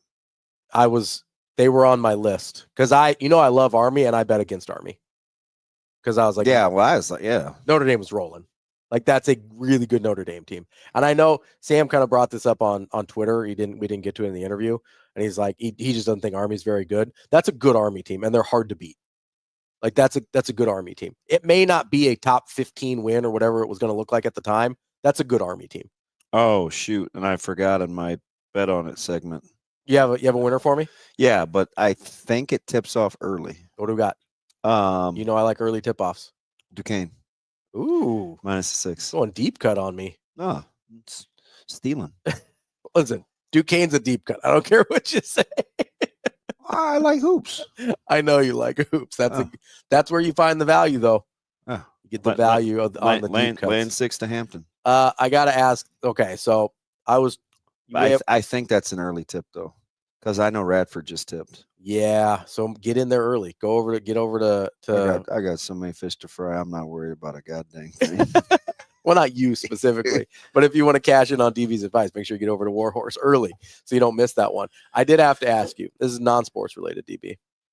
So we have a mutual friend, mutual acquaintance. Okay. My guy Jermaine. Okay. Sends me a Snapchat yesterday. Okay. He's cooking something. Yeah. Can you guess what he was cooking? Getting ready for Thanksgiving? If it's this early, it's not a protein. It technically is. Ugh, I'm not eating it if it is. He was cleaning it. He wasn't cooking it. Oh, so he was. What's all the craze? Deer? Jermaine looks a little bit like you, so that might help. He looks a lot like you. That might help. It needed cleaning? Yeah. Oh, greens? No. Because that's miserable. Oh. What was it? Chitlins. No, he's out. He told me, he goes. I don't even understand that. I don't either. The cultural, no. So we used to do a lot of things as a people that are no longer acceptable. Eating chitlins should be one. Why? Why? So did he get him out of the tub? I don't know, but they were in a sink. He showed me a. He goes, I'm just telling you. So you ever been around him? No, but so it's funny because last week Natasha was telling me about it because she knew that they were pig intestines. She didn't realize which portion of the pig intestine they were. It's pretty low on the GI tract. Yeah, it is, and they smell exactly like where they come from. And so she goes, have you ever smelled those? I go, no. She goes, they smell like booty hole. Why would he do that? I don't know. He's too young. Has he been generationally traumatized? So he goes, I respond to the snap. I go, WTF is that? And they're horrible. So he texts me back and he goes, yeah, the smell while cleaning them is less than ideal.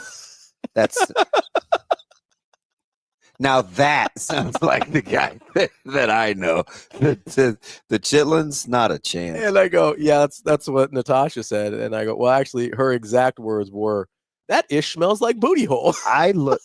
So if coach lets the players out for a couple hours on Wednesday, I was gonna do a quick meal, and I looked at just getting a turkey breast. Yeah.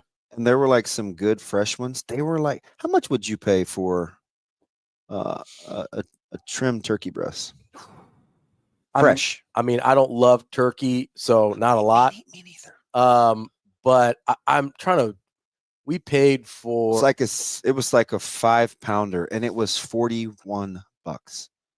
I was gonna say I'll go back to doing the frozen ones that I used to do that just look like the big heart. Dude, I was gonna say $3 a pound.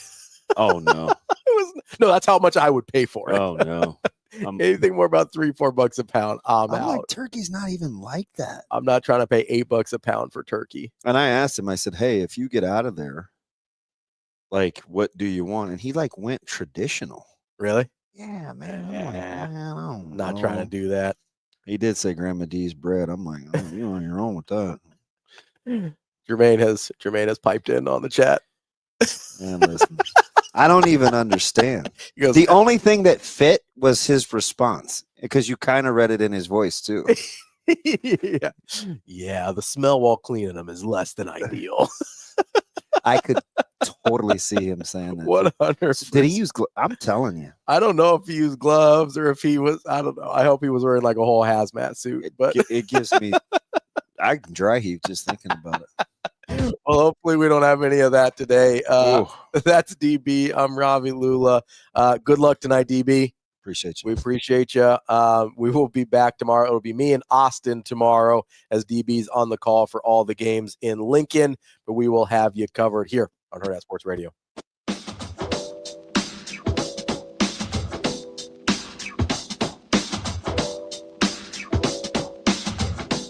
See you. Have a good day. Love you.